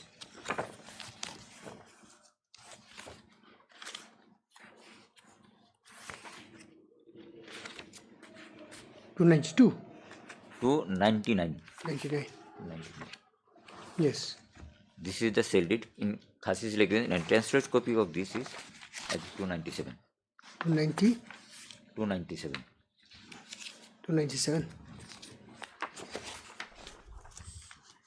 So here on going to this 299, you will see. Yes. It can be found that had it been there in this transaction, you will see in 25/3/2003, the General Secretary Red Nongpu also should have been knowledge of it. Yes.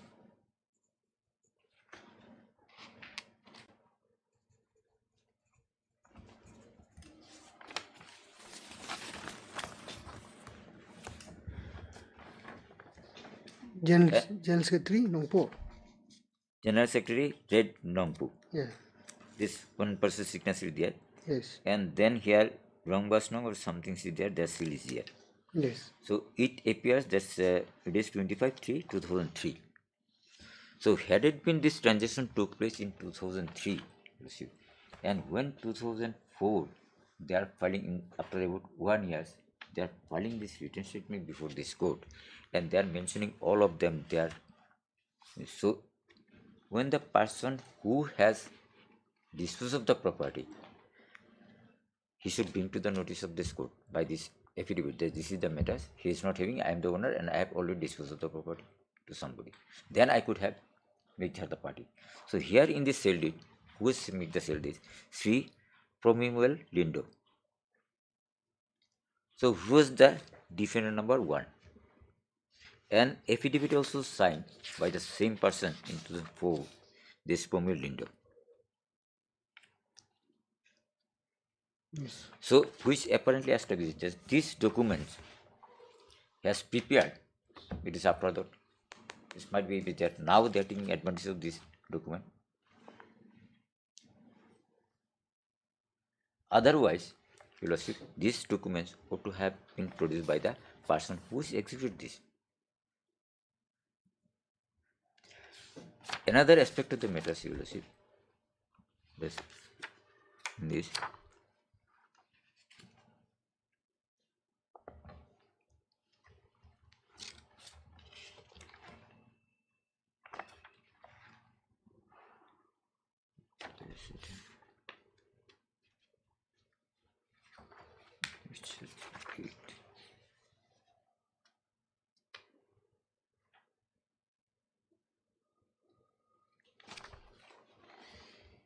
Another basic dole.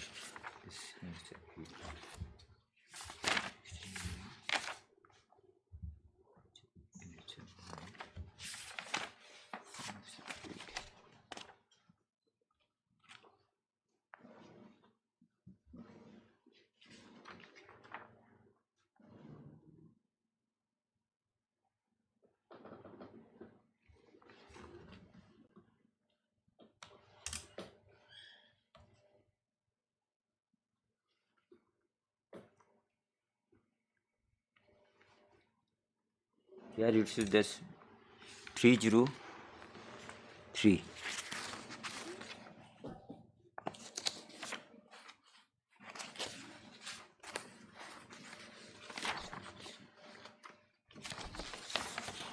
Yes.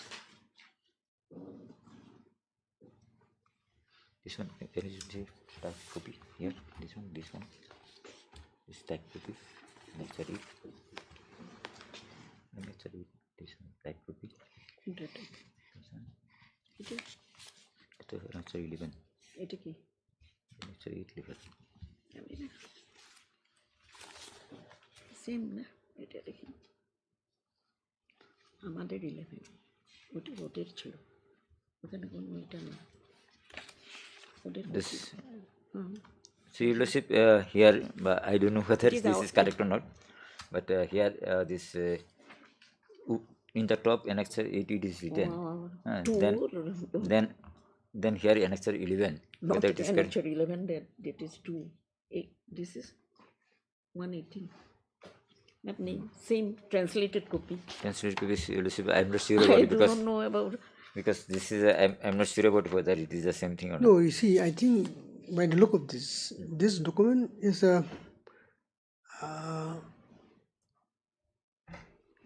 a kacha seal deed. So, Your Lordship, I'm coming this one later on. I'm coming this You're one. referring to this? Huh? You're referring to this document? Because they are claiming on the basis of this. Yes, no, So, you see, when they have given this document here and they are producing their bona fide out of this document. So, first of all, I am coming due to this, Your Lordship. This is one of the dole they have given. So, first of all, one dole is there. And again, another same way they have prepared the dole, another one, the same purpose. Yes. In 2000, in 14/5/2008. Yes, that's what I said. Because you will see, first of all, I have shown one 2003. So if the person having possession of this documents 2003 and it is transaction was believed, you will see. So that point of time when it is transfer of the land, then it ought to have been registered. See, this was a document given by the headman. Yes. To certify that it's very clear. Certify that the petitioner has purchased the land in 2003. That 302, page 302.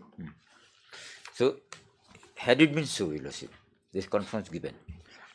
Then This is the all procedure there, Lordship. Yeah, that is okay. As per my knowledge. You will see here. That is okay. Here it is there. This conference is given by this. So this original documents when it's 2003 it was there. Then it have been registered first. First of all, my question is there. It will be registered. Then it will be acted upon. And then conference is given by this Darbar.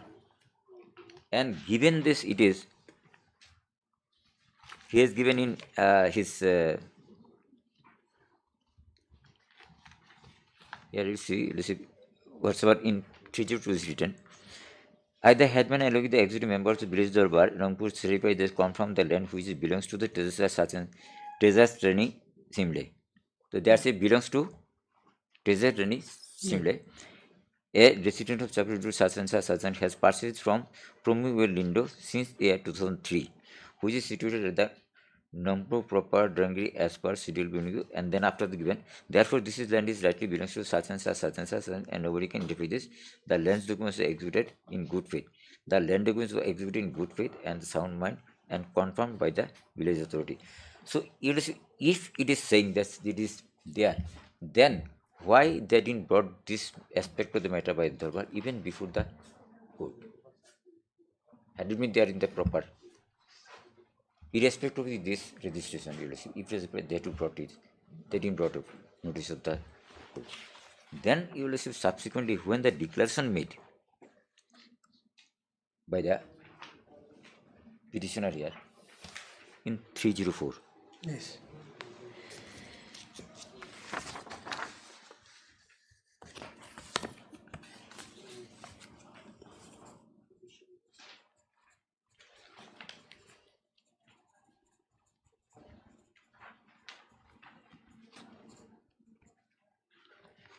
Your Lordship, here, after giving this certificate by the Darbar, immediately after they have registered the deed of declaration.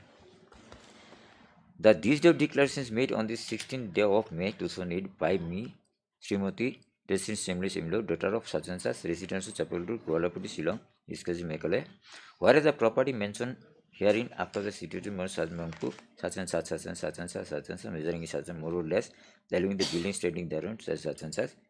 The declarations given might be confirmed by the resolution and secretaries Sajan, Dibu district, Meghalaya.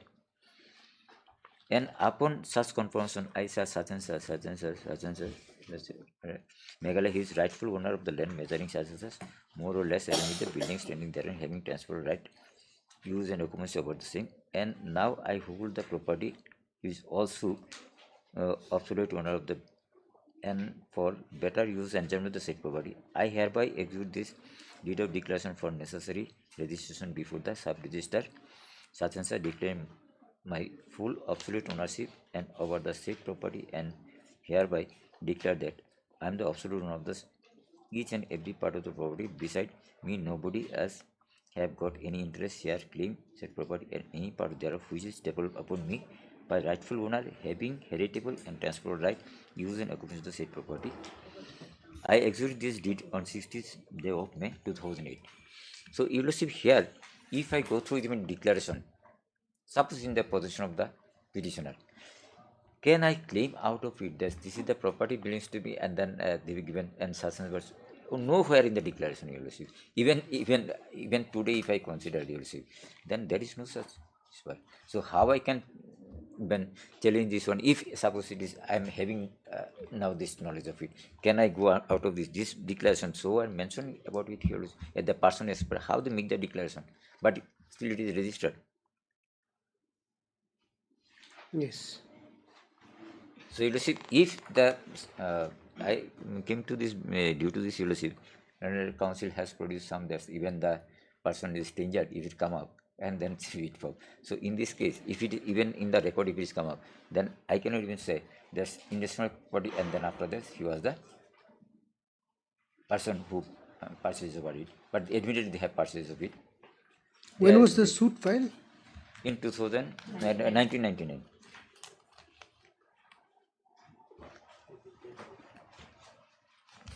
Okay. And defendant appeared, and after that they filed the statement in 8/3/2004, after about 5 years. And this property, whatsoever they are saying they say prepared, it is saying prior to 1 year of the filing the written statement. So the person who has having the claim over the property, when I claim before this court, then came before this court, if they are having any transaction, they are not disclosing it. Had it been this proper document, they could have disclosed. So what I intend to say, Your Lordship, that till the filing of the written statement, the petitioner was nowhere in the picture at all. And they are claiming in 1994 onward, they are having the possession. This is totally illegal. They are just misleading this case, misrepresenting fact, and trying to take undue advantage out of it. Because the person whose case shown to be purchased is no more. So this is the advantage he is trying to take, whatsoever I understand about this case. So here, Your Lordship, if I came prima facie, that whether the petitioner, how long will you take? Take a little bit time, Your Lordship. We will have to continue next date.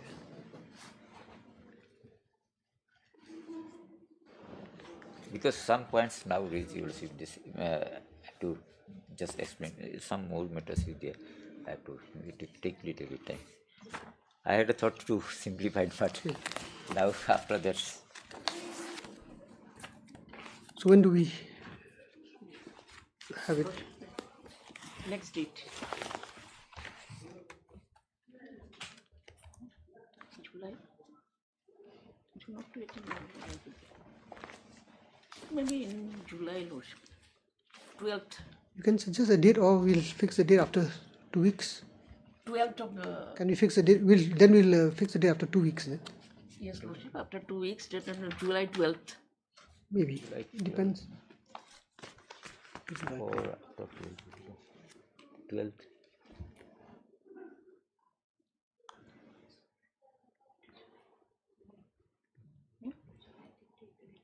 Okay, with you, Mr. Devnath? 10, 11, 12 and 13, maybe some cases in outside. Either that or either that we go to 18. 18 will be difficult.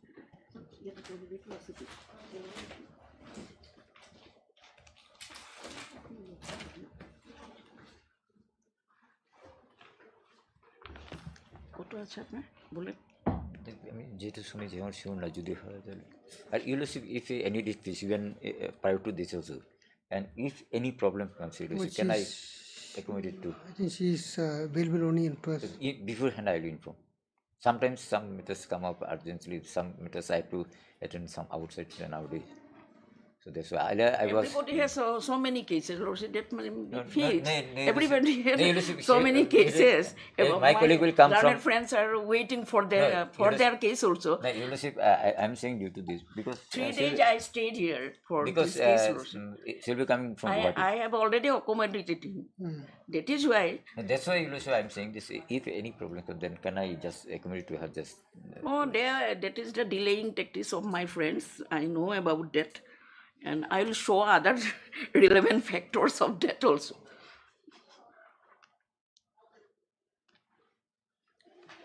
Then 14. 14.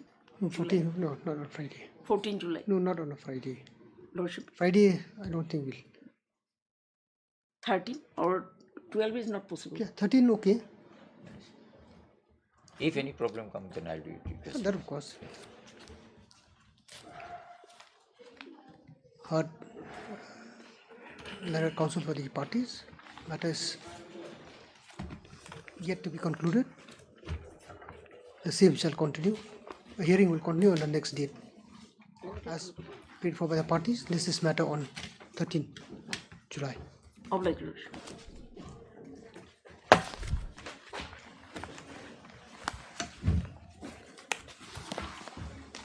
Item number 5.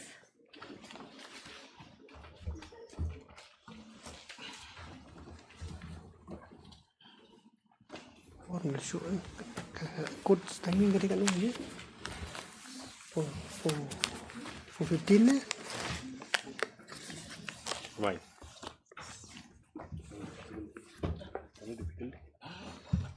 Hindi, for 13, 14. Yes, what do we do? This is a NOCMA matter, my lord. NOCMA matter, my lord. I will start. I don't think we can start now. I think time. Messenger is not looking backward. No, my lord. That's Because otherwise, I thought my friend maybe want to say something. No, I don't want to say something. Only the timing, whether we'll be able to complete or not. I don't think so because we I have have serious doubt. Official timing is 4:15. Yes. So we have 2 minutes.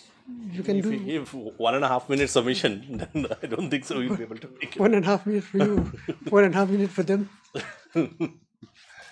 Then, so your lordship. So after 1 week then. Now it may be taken on Friday, my lord. Right? No, not on Friday. So last week, after 1 week, I will not be there. No. Next week, I will not be there for 1 week. You suggest a date then. Friday will be very difficult, my lord. After division bench again, my lord will come. No, you suggest a date. Monday. First week of June, July. I have no difficulty. I will be here only. First week of So July. we'll take it on 4th then. My lord, I have no difficulty. Due to paucity of time, this matter could not be taken up. As agreed to by the parties, this is matter on 4th. My lord. Hello,